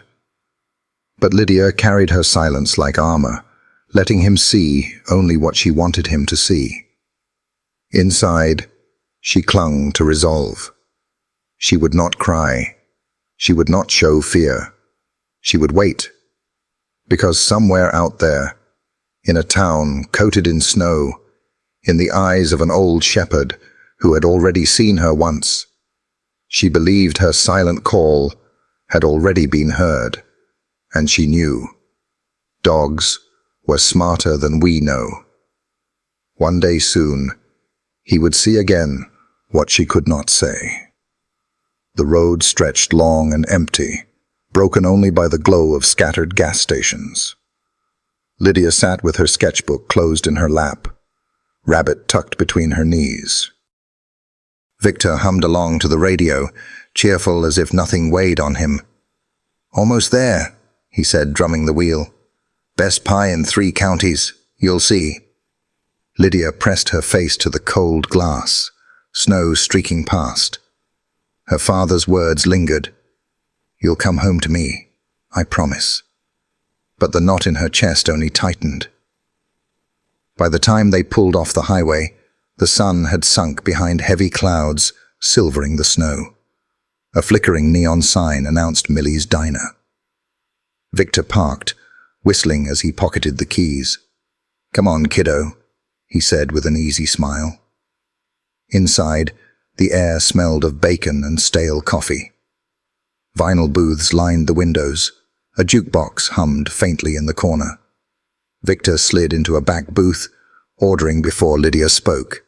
"Hot chocolate for the lady, coffee for me." Lydia hugged herself, gaze drifting to the fogged glass. Outside, snow swirled in restless eddies. And then she saw him. At first just a shadow, then clear, the German shepherd from the cemetery. His coat was dark, streaked with grey, his eyes locked on hers. Ranger. Her heart lurched. She remembered his eyes before, how they seemed to understand. Her mother's words rose again. "Dogs are smarter than we know. They'll see what you can't say." Victor noticed too, frowning. "What's with the mutt? Stray. Don't look at him. He'll wander off." But the ranger didn't move. "Maybe he's cold," Lydia whispered. "Dogs like that are tough," Victor chuckled. "Focus on your Coco. Big day tomorrow." But Lydia's eyes stayed on Ranger. He crouched low, chest against the ground, ears forward, a sentinel waiting for a signal. The waitress returned, setting down steaming mugs. Victor sipped, smiling too easily. Lydia barely heard him. The diner's clatter blurred to background. Her world narrowed to the space between her and the dog. Her mother's voice again. "They'll see what you can't say." Hands trembling, Lydia slid one onto the table, palm outward, thumb folded in. The signal. For a heartbeat, she feared he wouldn't understand. Then Ranger shifted. His tail stiffened, muscles coiled, eyes sharpened. He knew. Years of service surged back. Explosives, gunfire, alleys. But nothing clearer than this. A child's silent plea. His breath fogged the glass, steady, powerful. For the first time in days, Lydia felt hope. Victor leaned forward suddenly. "Everything okay, kiddo?" His voice was smooth, but his eyes cut sharp. Lydia yanked her hand back, forcing a smile. "I'm fine." Victor studied her, then leaned back, grin restored. Outside, Ranger rose. Snow clung to his fur, but his eyes never left hers. He barked, sharp and sudden, turning heads inside the diner. "Persistent mutt," Victor muttered. "Won't take a hint." But Lydia heard more in the bark than annoyance. She gripped her rabbit tight. The signal had been given, and Ranger had answered. The diner's rhythm carried on, plates clattering, laughter, the jukebox stumbling into a country song, until Ranger barked again. Deeper this time, unyielding. The sound cut through the noise like a blade. Heads turned toward the window. Snow half buried his body, but he stood tense, eyes fixed on Lydia. Victor's grin faltered. He waved dismissively. "Shoo!" But Ranger held his ground, breath fogging the glass, bark ringing through the diner until even the jukebox fell silent. The waitress approached their booth, frowning. "Sir, is that your dog?" Victor laughed, but it came out too quick, too forced. Mine? No, just some stray. They wander around here all the time. Nuisance, really. He waved again at the window, his smile wide but his jaw tight. Get lost, mutt. Ranger stayed. His claws scraped against the frozen sidewalk as he shifted closer, pressing against the glass. His gaze locked on Lydia with unrelenting focus. His tail was stiff, not wagging, his stance protective, commanding. The bark that followed was not random. It was directed. A warning. A call. Inside, murmurs spread. A man at the counter set down his fork. A child in the corner pointed, whispering, "He's looking at her." Victor's smile stiffened. "I'll handle this," he said, standing abruptly. He strode to the window, rapping his knuckles against the glass. "Beat it," he snapped. "Find another place to beg." But Ranger didn't budge. His body pressed closer, his bark exploding with such force that it reverberated through the diner. The sound carried authority, the kind no one could mistake for hunger or play. Lydia sat frozen in the booth, her eyes wide, her chest rising and falling in shallow breaths. But inside her, something shifted. For the first time since the motel, since overhearing Victor's cold words, she felt a flicker of something other than fear. Hope. He had seen her. He would not leave. The waitress glanced at Victor, uneasy now. "Should I call animal control?" Victor scoffed, waving his hand. "Please. It's just a stray. Harmless. Don't waste your time." He turned back to Lydia, forcing his smile to return. "Ignore him, kiddo. He's nothing." But Lydia knew better. The shepherd outside was not nothing. He was everything. The steady eyes, the barks that refused to be silenced, the unyielding posture. He wasn't leaving. He was there for her. Ranger's body trembled with the force of his bark, but his eyes remained steady.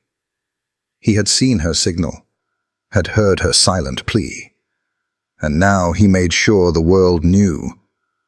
Victor slid back into the booth, muttering under his breath. He sipped his coffee, but his hand trembled slightly against the mug. Lydia noticed. She watched the crack in his mask widen just a fraction. The waitress lingered nearby, hesitant.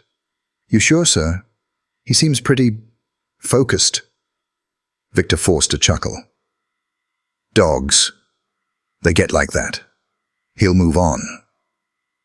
But Ranger didn't. He stayed pressed to the window, his chest heaving, his breath fogging the glass, his eyes burning through the barrier between them. He barked again and again, each one louder than the last, drawing more heads, more whispers.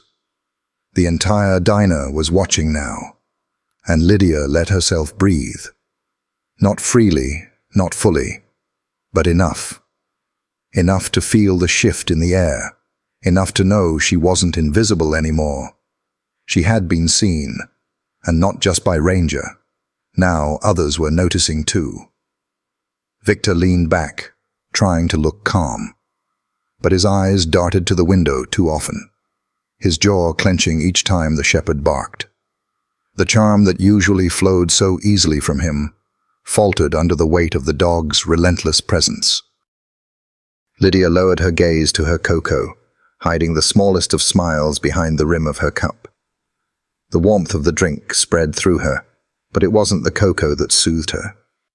It was the steady beat of hope rising inside her chest. Outside, Ranger growled low, his eyes narrowing, his body unshaken despite the storm of snow swirling around him. Every muscle in him burned with purpose. He had been too late to save Michael Rowan. He would not be too late this time. The diner was no longer ordinary. It had become a battleground of wills. Victor's forced calm against Ranger's unyielding alarm. And in that fragile space between them, Lydia found the strength to keep holding on. She pressed her small hand against her lap, curling her fingers into a fist once more, her thumb hidden inside. Not raising it now, not signaling again, but holding it there, as if to remind herself that the signal had been given, and it had been answered. Ranger barked once more, the sound echoing like a vow. And for the first time since the nightmare began, Lydia believed she might not be lost.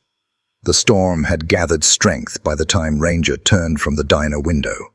Snow whipped across the lot in wild currents, clinging to his fur, biting against his scarred muzzle.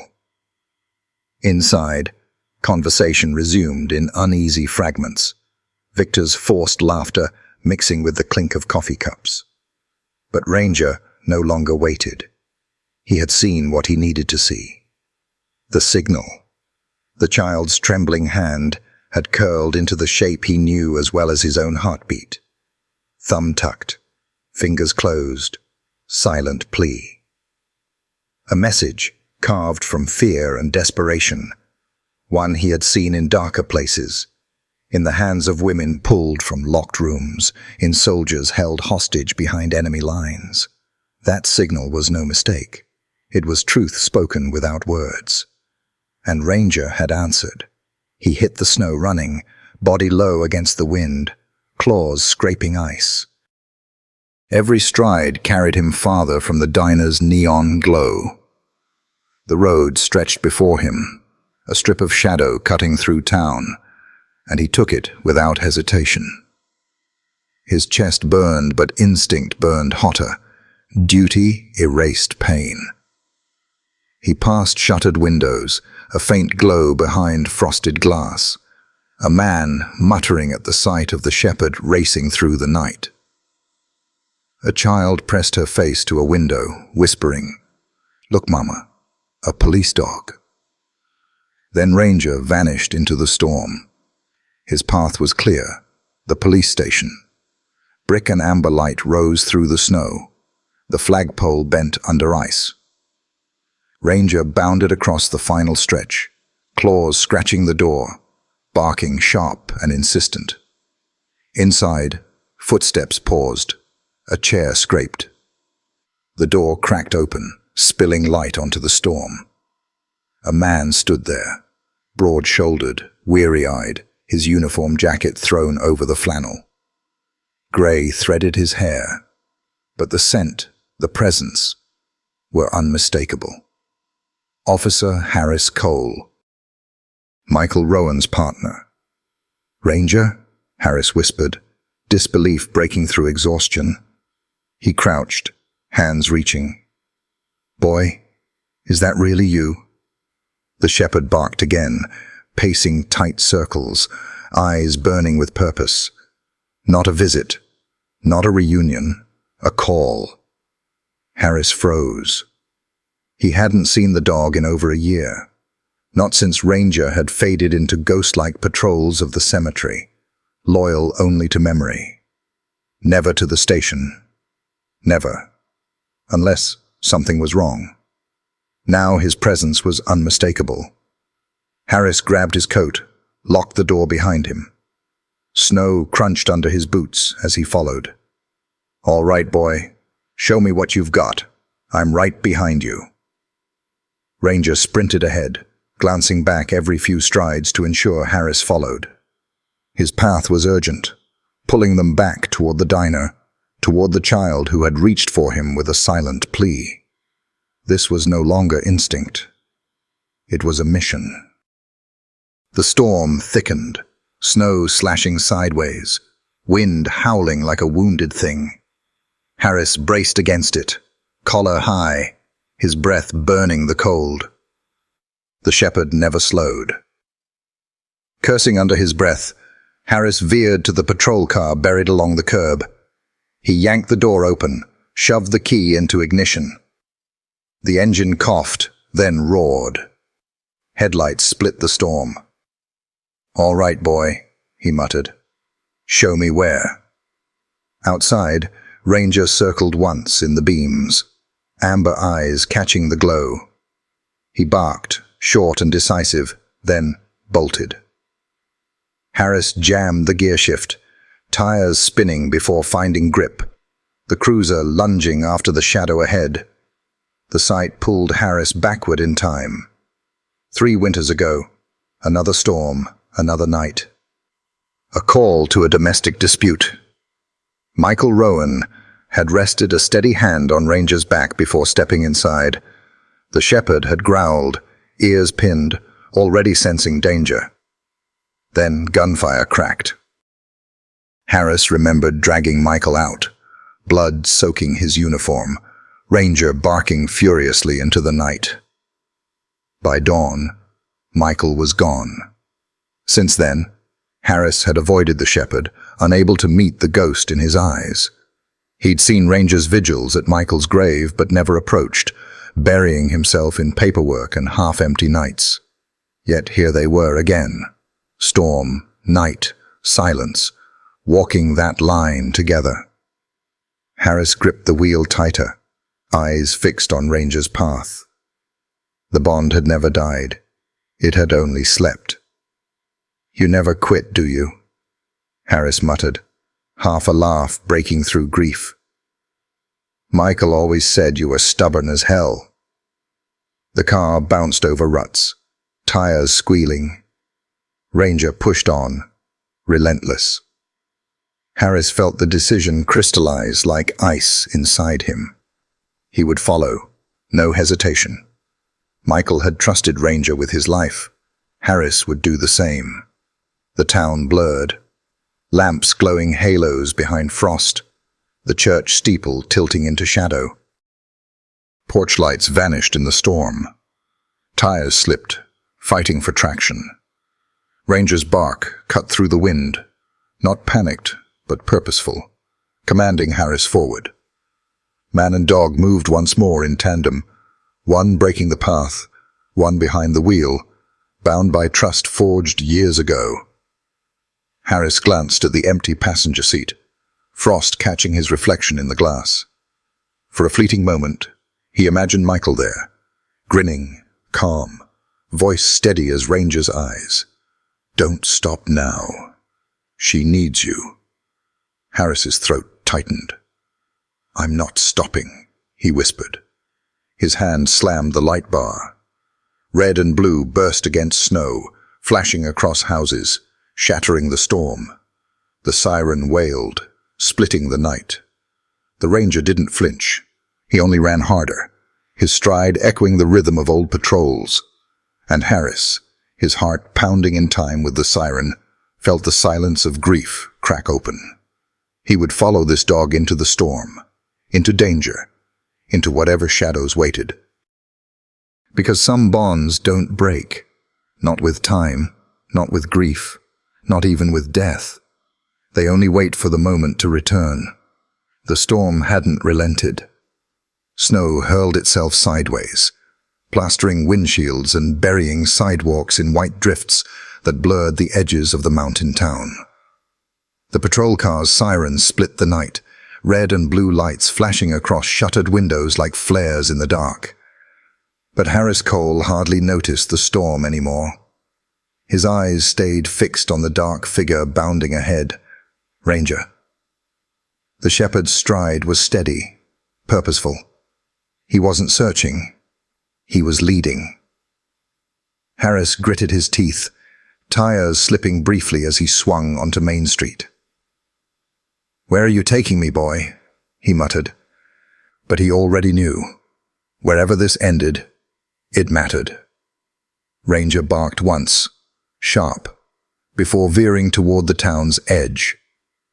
The headlights swept over shuttered shops, a boarded laundromat, then, looming from the snow, the bus terminal. Its lot lay nearly empty. Only one coach idled in the back, exhaust spilling into the storm. The neon sign above the doors flickered, half the letters dark, but enough for Harris's stomach to tighten. Ranger skidded to a stop at the curb, chest heaving, frost clinging to his muzzle. He turned, eyes burning. Here, Harris killed the siren. Silence pressed heavy. His hand hovered over the radio, but movement through the glass doors caught him first. Victor. The man was half-turned toward the gate, his hand clamped on the shoulder of a small figure beside him. Lydia. Even at a distance, Harris saw it. The way her boots dragged, her arms pulled in close, the stiffness in her body. Not a girl on a trip, a child bracing herself. Ranger's growl rumbled low, his body quivering with tension. Harris's throat tightened. He pinned his badge to his jacket, slid from the cruiser, and whispered, "Easy, boy." "We'll do this smartly." The shepherd circled at his side, ears flat, eyes locked on Victor and Lydia. Inside the terminal, Victor checked the departure board, his smile casual, but his jaw tight. He adjusted his grip on Lydia's shoulder, as if to remind her who controlled the moment. The girl's gaze flicked once toward the doors. Her eyes widened. Ranger stood framed in the storm, Harris just behind. Her lips parted. Hope flickered. Ranger barked, sharp and deliberate. The sound cracked across the tiled hall. Victor's head snapped around, and for the first time that night, his composure wavered. "Damn dog," he muttered, tightening his hold. Lydia winced, but stayed silent, her hand twitching faintly at her side, the signal she had given in the diner. Harris pushed open the doors. The storm's howl rushed in, then shut out behind him. Warmth closed over his shoulders, but his stride never slowed. Boots echoed on tile. "Evening?" he called, voice steady. His badge caught the fluorescent light. "Everything all right here?" Victor's smile snapped back into place. "Officer, of course. Just catching a bus with my niece. Family trip. Nothing unusual." Ranger growled, deep and resonant. His body lowered, teeth just visible, stance protective. Harris's gaze moved between the man's forced smile, the girl's rigid frame, and the dog's unyielding posture. His gut hardened. The terminal was nearly empty. A flickering light buzzed near the gate. Benches sat in silence. The idling bus groaned outside. Harris stepped closer, brushing frost from his coat. "Mind telling me where you're headed this late in the storm?" he asked. Victor's tone was smooth, rehearsed. "To her grandmother. Daniel signed off. I'm her uncle. Family helps family, especially at Christmas." Harris kept his eyes on Lydia. She stood too still, arms folded tightly across her chest, her gaze flickering only toward Ranger. Not a child on holiday, a child trapped. "Is that so?" Harris said softly. "Her father confirmed that?" A flicker crossed Victor's face, sharp, annoyed, then vanished behind another smile. Behind Harris, Ranger stepped forward, claws clicking the tile.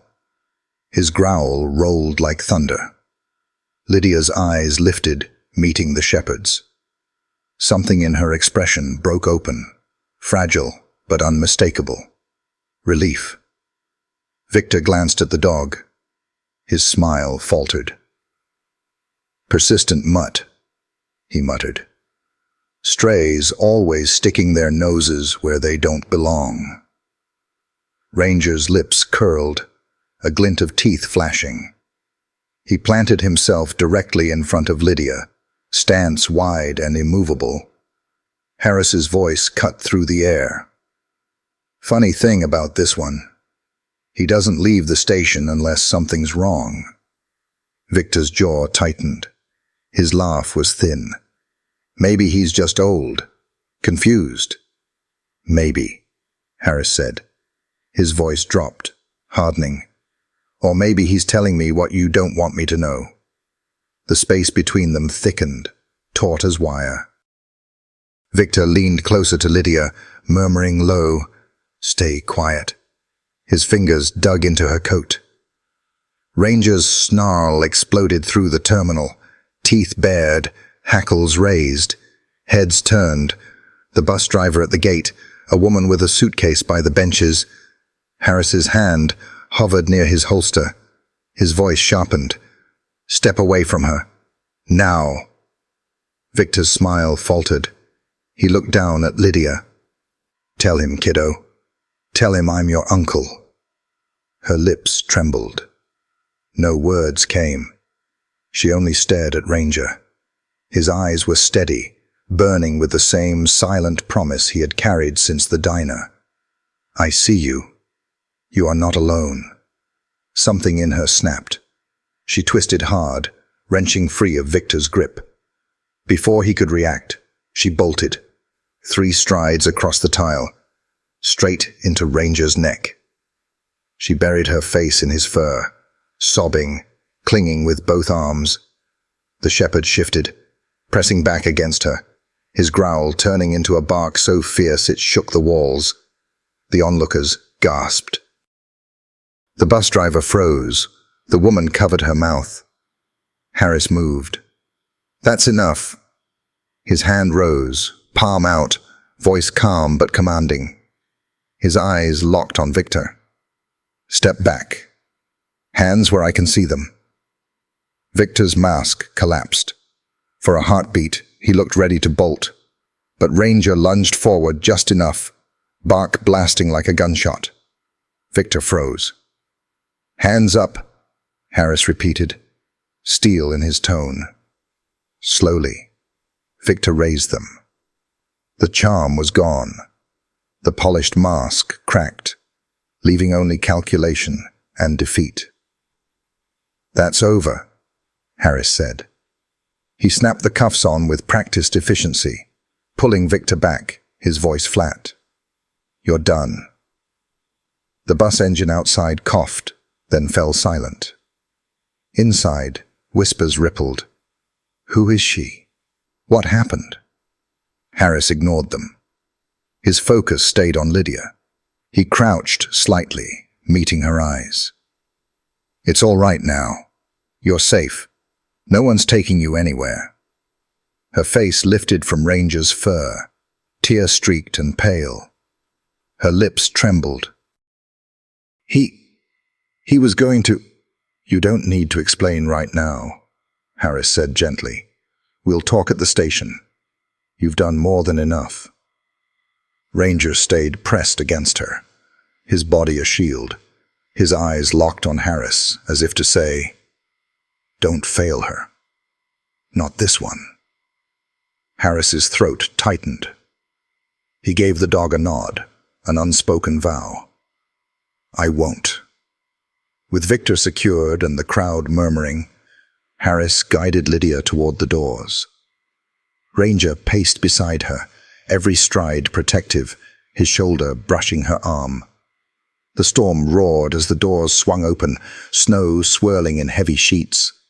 But for the first time since the nightmare began, Lydia didn't feel the cold.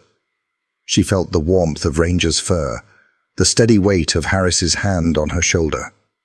Behind them, Victor's mask lay in ruins. Ahead, through the storm toward the police station's glow, the path was clear. And for the first time, Lydia chose her side. The storm still howled outside, but inside the police station the world had gone quiet. The radiator hummed against the walls, its steady heat pushing back the cold that clung to Lydia's coat. She sat in a chair far too big for her, boots not touching the floor, a soft fleece blanket draped across her shoulders. On the table before her, a mug of cocoa sent thin curls of steam into the air. She held it with both hands, but hadn't yet sipped. Her throat was too tight. Ranger lay stretched at her side, close enough that her knees pressed into his fur. His breathing was slow and steady, anchoring her in the silence. Every so often, his ears flicked, scanning the room, then stilled again. He did not move far. He never would. Across from her, Officer Harris Cole leaned forward, sleeves rolled, his presence filling the small room. His voice was softer now, nothing like the sharp command he'd used in the terminal. "Lydia," he said gently, hands folded on the table. "You've been very brave tonight. I just need you to tell me, whatever you can, anything you remember." Her eyes stayed on the cocoa, tracing the steam until it vanished into the air. She wanted to speak, but the words snagged like thorns in her throat. Harris waited. He knew trust wasn't pulled out with questions. It was offered in its own time. Her hand slipped from the mug, settling on Ranger's head. His ears flicked back, his dark eyes lifting to hers, steady, unblinking. She pressed her fingers deeper into his fur, drawing strength from his warmth. Her lips parted, her voice so soft, Harris almost missed it.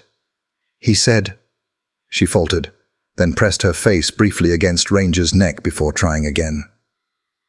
"He said they'd send me away forever."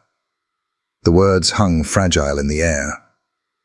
Harris's jaw clenched, but his voice stayed calm. "Who said that, Lydia?" She swallowed. "Victor. In the motel. He was on the phone. He said, 'Clara gets it all, and I'd be gone, forever.'" A tear slid down her cheek. Ranger pressed closer, steady as stone, bearing the weight she couldn't. Harris exhaled slowly, his pen stilled above his notepad. Inside him, fury burned. But this wasn't the time for anger. Right now, there was only the girl, and the truth she had found the courage to speak. "You did the right thing telling me," he said, steady and low. "Victor can't take you anywhere now. You're safe." Her eyes lifted, wet and wide. "Are you sure?" "I promise," Harris said. "You'll go home to your dad. That's where you belong." She nodded faintly, leaning into Ranger. His eyes caught hers again, silent, unyielding. Proof that someone had seen her, answered her, refused to let her vanish. She lifted the cocoa, took a small sip, and for the first time in days, felt something other than dread. The station was alive now.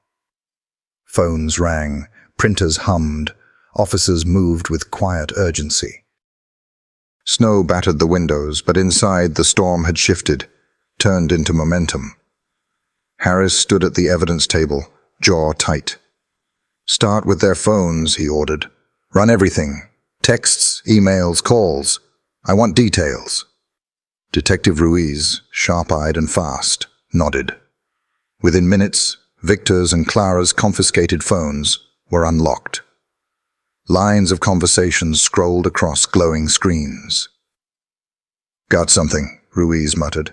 He read aloud. 2 more days. He believes everything. She'll be out of the picture before Christmas. Make sure the papers are ready." Harris's stomach twisted.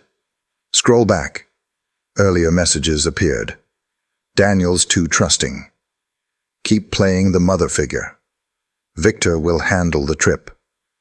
Once she's gone, it's all ours." The room fell silent. A young officer cursed under his breath. Another crossed himself. Harris only stood straighter, fury searing through him. Clara, Daniel's comfort, Lydia's stepmother in all but name, had orchestrated it. "Print it," Harris said, clipped. The printer spat pages, each line a nail in the coffin Clara and Victor had built. Another officer spread papers across the table. Plane tickets, one way. Aliases scribbled, departure circled in red. Harris picked them up, fingers tight. Destination, a small airport across the country. Next came documents, guardianship papers, backdated, Daniel's name forged in shaky imitation. His chest burned. They had planned everything. "Emails too," Ruiz said grimly. Bank transfers. Clara moved money 3 weeks ago. Same day she suggested Victor take Lydia.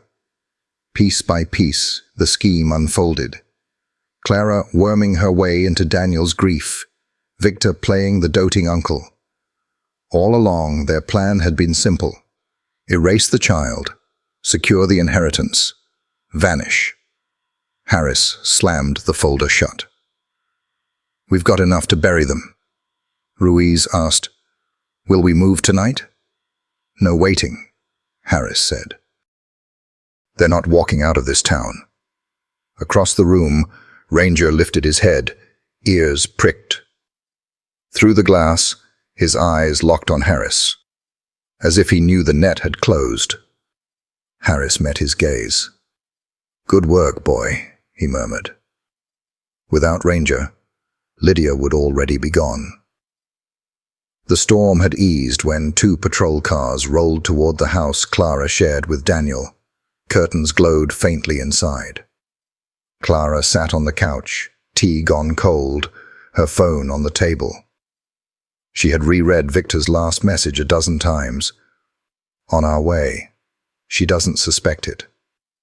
Now, silence pressed too heavy. A knock at the door. 3 sharp raps. She smoothed her hair, forced a smile, and opened it. Uniforms filled the frame. Harris Cole stood in front, face carved from stone. "Clara Rowan." Her smile flickered. "Yes, officer. Is something wrong?" Harris held up the folder. "We have a warrant. Step aside." Her laugh was brittle. "A warrant? Daniel's not here, but—" "Step aside," Harris repeated. Her mask cracked. She stepped back. "Of course." They entered. Harris spread papers on the coffee table. The texts, the forged guardianship, the plane tickets. Clara's face blanched. Her hands shook as she scanned the damning lines. "She'll be out of the picture before Christmas." "You thought you covered your tracks," Harris said evenly. "You left enough behind. It's over." Tears sprang. She shook her head, voice breaking. "No. You don't understand. I just wanted a life with him. With Daniel. I was tired of living in her shadow. I loved them.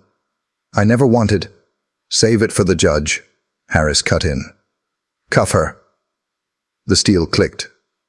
Clara sagged, sobbing. "Please, tell Daniel I loved them.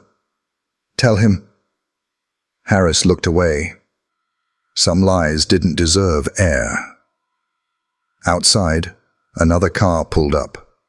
Victor was led out between 2 officers, wrists already bound.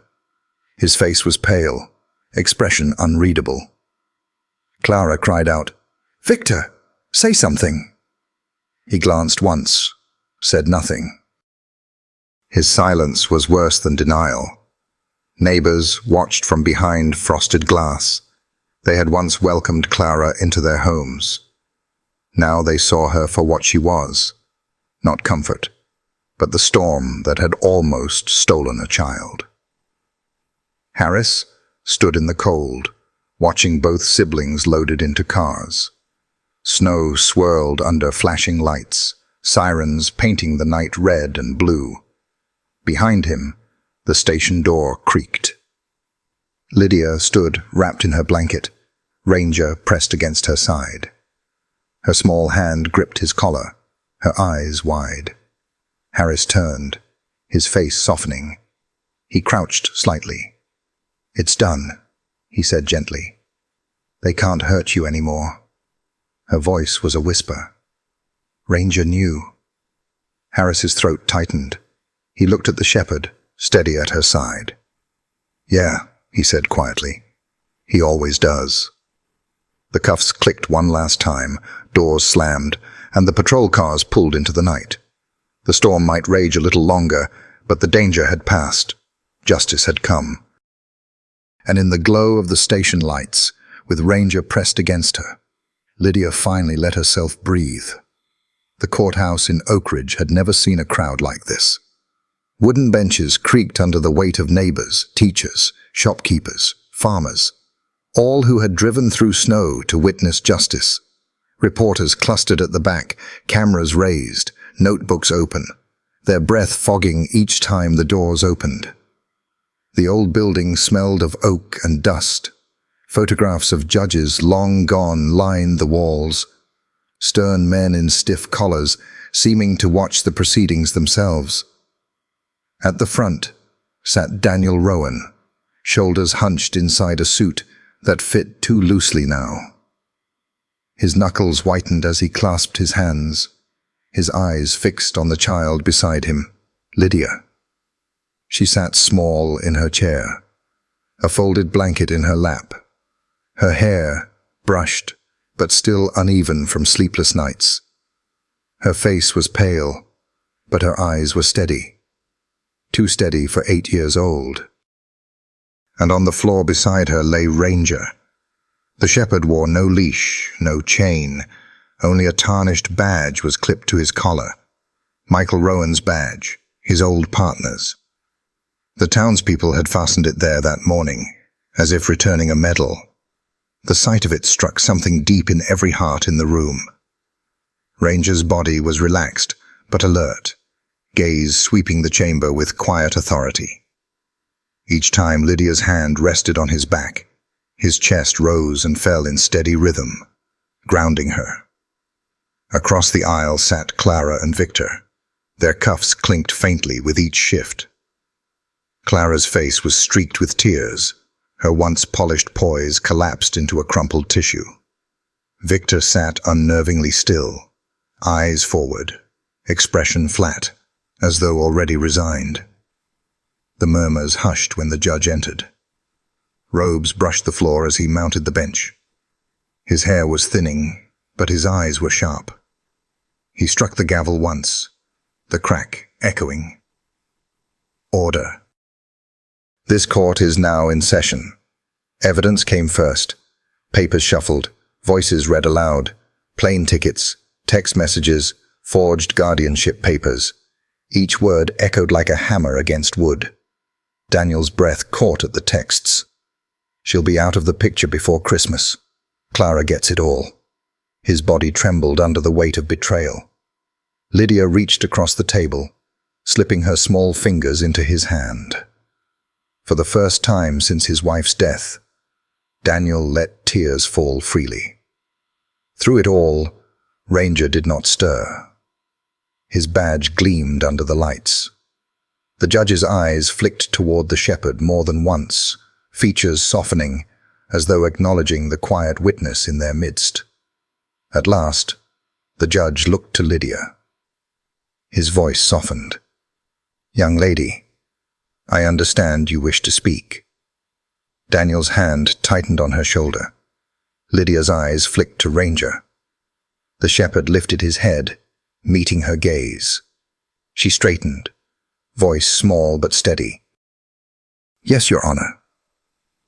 The room stilled, reporters' pens poised. The crowd leaned forward. The microphone loomed awkwardly above her, but her words carried clear. They lied. Gasps rippled. She pressed on. "They planned to take me." At the defense table, Clara broke. "No, Lydia, please. I never wanted to hurt you." Her sobs filled the chamber, raw and frantic. "You have to believe me. I loved you." The judge's gavel struck. "Order." But Lydia never looked at her. Her gaze was fixed forward. "They said my dad signed papers, but he didn't. They said it was a trip, but it wasn't. Victor told someone I'd be gone forever. I heard him." Reporters scribbled furiously, pens scratching like rain. Her hands trembled, but she pressed on, stroking Ranger's fur. "He saw me. He knew, and he didn't leave me." Her voice cracked, but she lifted her chin. "I don't want to go with them. I want to go home." The silence that followed was reverent. Clara sobbed into her cuffs. Victor sat motionless, his silence colder than denial. Daniel bowed his head, whispering prayers of gratitude as tears streamed down his face. Ranger lifted his head higher, the tarnished badge catching the light. The judge's voice came slowly, solemn. "Thank you, Lydia. You've spoken bravely. That is enough." When the verdict came, the words landed like a door slamming shut. "This court has reviewed the testimony and the evidence. The intent is clear. The defendants conspired to abduct this child for personal gain. Bail is denied. Both will remain in custody pending trial." Relief rippled across the benches. Teachers exhaled. Mothers clasped their children close. Farmers bowed their heads in quiet prayers. Reporters scribbled furiously. At the defense table, Clara's body sagged as sobs racked her. "Please, Your Honor, don't do this!" Her cries rang hollow. Deputies pulled her gently to her feet. Victor rose on his own, expression unreadable, steps slow, as if already walking into a cell. Neither plea nor excuse crossed his lips. The deputies led them out. Their footsteps echoed on wood, shadows stretching before vanishing through the double doors. The gavel struck one last time. Court adjourned. The town exhaled. People turned to one another, voices hushed in awe. Some shook their heads. Others whispered, "Thank God." Daniel stood, legs trembling, his eyes fixed on the small figure at the witness table. Lydia. She sat quietly, her blanket around her shoulders, her eyes rimmed with red, but steady. She had spoken. She had been heard. Daniel crossed the room in 3 strides and fell to his knees beside her. He wrapped her in his arms, pressing her against his chest. Tears poured unchecked. "Thank God," he whispered into her hair. "Thank God you're safe." She clung to him. "I missed you, Daddy." His voice broke. "I missed you too, baby." More than anything. A sound drew his eye. Ranger had risen, pressing close. His eyes steady, his stance protective. The tarnished badge glinted faintly in the light. Daniel reached out, his hand trembling against the shepherd's scarred muzzle. His voice cracked. "Thank you, boy. You saved her. You saved my little girl." Ranger leaned into his touch, silent, unblinking. Lydia laid her hand gently on his head. "He never left me, Daddy. Not once." The room hushed, every eye drawn to the trio. Grieving father, brave child, loyal dog. For a moment, no pen, no camera could capture what hung in the air. This wasn't just the end of a trial. It was the breaking of a storm, the breath of calm, after a night that had threatened to erase everything. Daniel held his daughter tighter. Ranger sat beside them, the badge on his collar gleaming like a medal. And for the first time in months, perhaps years, the town of Oak Ridge breathed as one. Relief, gratitude, awe. Because in a world of betrayal and lies, one truth still stood unbroken. A child's courage, a father's love, and a dog's loyalty that refused to fade. The mountains wore a different face now. Winter's grip was loosening.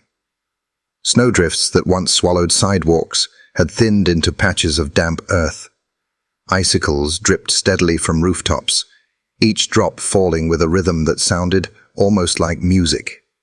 The air was softer too, not the blade of cold that sliced through coats, but a gentler breeze carrying the smell of thawing pine and wet soil. Oak Ridge stretched in this new light like a body waking from long sleep. Shopkeepers propped open doors. Children splashed in puddles. Neighbors lingered on porches, shaking off months of silence. For Lydia, it felt like more than weather. It felt like breathing again. Weeks had passed since the courthouse doors had closed on Clara and Victor. In that time, Lydia had begun the fragile work of healing. Nightmares still came, but less often. No longer every night. No longer with the same paralyzing terror. And when they did, there was something new in them. Ranger. She dreamed of him standing between her and the shadows, steady and unyielding. And when she woke, gasping in the dark, he was there in truth. Head lifting at the foot of her bed, eyes catching hers, a low huff grounding her back in the present. The house changed too. Daniel filled it with warmth again. Burnt pancakes on Saturdays, guitar strings on the porch, little notes tucked into Lydia's school bag. The betrayal still lingered in his eyes, but it no longer drowned him. He looked at his daughter not with grief alone, but with fierce gratitude. And always, there was Ranger.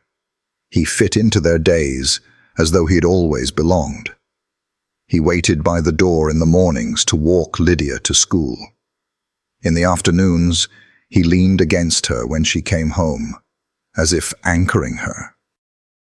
At night, he circled once by the hearth before lying down, the tarnished badge still clipped to his collar, a reminder of the past, but no longer a chain to it. One Saturday, as sun broke through for the first time in weeks, Daniel and Lydia walked with Ranger down the quiet road toward the creek. Snowmelt rushed fast and loud over swollen banks, but Lydia only laughed, the first unshadowed sound of joy in months. Daniel looked down at her, his throat tight. Some moments didn't need words. She crouched by the water, tossed in a pebble, and giggled when Ranger nudged her hand. She threw her arms around his neck. "I'm okay," she whispered into his fur. "Really?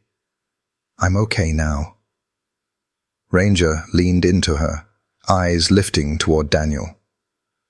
For a moment, Daniel swore he saw Michael there, his old partner's gaze steady and watchful. Life wasn't perfect. It never would be. But it was mending. Later that spring, the truck rolled to a stop outside the iron gates of the hillside cemetery. The snow lingered here longer than in town. The wind carried the weight of memory. Lydia sat quietly, her hands folded in her lap. In the back seat, Ranger had already lifted his head, ears pricked toward the gates. He knew this place. "Ready?" Daniel asked softly. Lydia nodded, leaving her blanket behind. Ranger jumped down, his paws pressing into the damp earth with solemn certainty. Together they walked through the gates. The hinges groaned in protest, their sound stretching across the quiet grounds. Michael Rowan's grave rested beneath a pine tree, its branches bent slightly as if sheltering the stone. The headstone was plain. A name, a date. Wilted flowers leaned against the base. Ranger slowed, each step deliberate. When he reached the grave, he stopped. Head bowed, tail low, chest rising in slow rhythm. A silent vigil, practiced year after year. Daniel knelt beside him, laying a hand on his back. "He was your partner," he whispered. "And you never forgot." The shepherd didn't move. His eyes stayed fixed on the stone. Lydia crouched on the other side, brushing dirt from the carved letters. She traced them softly with her fingers. "Thank you," she whispered to the grave, "for letting him find me." A breeze stirred the branches overhead. Pine needles scattered across the ground. Ranger lifted his head, ears twitching, as if listening for something only he could hear. Daniel's throat tightened. He thought of nights on patrol with Michael, of laughter in squad cars, of trust built wordlessly. He thought of the day it ended in gunfire. He thought of Lydia, alive because the shepherd had carried Michael's loyalty into the present. "Maybe," Daniel murmured, voice unsteady, "you were meant to carry him forward. Maybe that's why you never left." Ranger stepped forward, lowered himself to sit beside the grave. He pressed his scarred muzzle against the cold stone. Not grief, reverence. Lydia's eyes filled. She rested her hand on his back. "It's okay," she whispered. "You don't have to come alone anymore." The shepherd leaned into her touch. When he lifted his head again, his gaze shifted, no longer to the grave but to her, to Daniel. Steady, certain. Daniel rose, brushing dirt from his knees. "You've done your duty, Ranger, more than anyone could ask. If you'll have us, it's time to come home." The words hung heavy. Ranger stood, sunlight catching his eyes. He stepped closer to Lydia. She reached up, wrapping her arms around his neck. He leaned into her, tail giving one slow wag. Daniel swallowed hard. He looked back at Michael's grave, his voice low. "Rest easy, brother. He's still watching over her. Over us." The wind moved softly, pine needles rustling like a benediction. Sunlight slipped free of clouds, spilling gold across the grave. For the first time in years, Ranger didn't linger. He turned from the stone, pressed close to Lydia's side, and together they walked back toward the gates. The hinges groaned as Daniel pushed them open, reluctant to let go of the shepherd who had passed through them in silence for so long. But Ranger didn't look back. His steps were steady, his eyes forward. At the truck, he hesitated. His gaze turned toward the open field where he had walked alone so many times, griefing his only companion. Lydia noticed. She crouched beside him, red coat pooling around her knees. "Will you come home with us?" she asked. Not a child's invitation, a promise. Ranger stood still, listening to the breeze rustle pine branches behind them. Then he lowered his head and pressed his muzzle into her palm. Her breath caught. Tears welled as she stroked his fur. "Thank you," she whispered. "We'll take care of you. Always." Daniel's voice broke. "Let's go home, boy." This time, Ranger moved. He climbed into the truck with surprising ease. Lydia slid in beside him, her head resting against his shoulder. Daniel closed the door gently, the sound final but comforting. The engine hummed. Gravel crunched. The cemetery gates shrank into the distance, swallowed by the road's curve. Ahead, the valley stretched wide, bathed in pale gold. Sunlight spilled across thawing streams and damp earth, painting everything in warmth that had been absent too long. Inside the cab, silence settled, not heavy, but whole. Lydia leaned against Ranger, her hand rising and falling with his breathing. Daniel glanced over, his eyes blurred with gratitude. For the first time in years, the house waiting at the end of the road would not feel empty. Ranger lifted his head, gazing out at the mountains, their peaks still dusted with snow, their slopes alive with thaw. His ears twitched once, catching the whisper of wind. He had honored the past. Now, at last, he allowed himself to rest, not in solitude, but in belonging. The truck crested a hill. Sunlight broke fully through the clouds, flooding the road with brilliance. Lydia smiled, her hand tangled in his fur. Daniel exhaled, his chest loosening in a way it hadn't in years. And Ranger, once a soldier, once a ghost of loyalty, closed his eyes briefly, leaning into the warmth between father and daughter. Home wasn't a place, it was a choice. This time, Ranger chose them. Sometimes the most powerful stories don't end with fireworks or grand gestures, but with something quieter. A dog pressing his head into the hand of the person he has chosen. Ranger's journey reminds us of what German shepherds, and really all dogs, carry in their hearts. Loyalty that doesn't fade, love that asks for nothing in return, and a way of reminding us that home is built on trust and belonging. If you've ever had a dog curl up at your feet on a hard day, or look at you with eyes that seem to see more than words can say, you already know how deep that bond goes. It's not just about training or routine. It's about connection, the kind that heals both ways. If you'd like to nurture that connection with your own dog, there are some thoughtful resources out there that go beyond the usual advice. Little things that help you understand their needs, their instincts, and the quiet ways they communicate. I'll leave a link below for you to explore if you feel it might be helpful.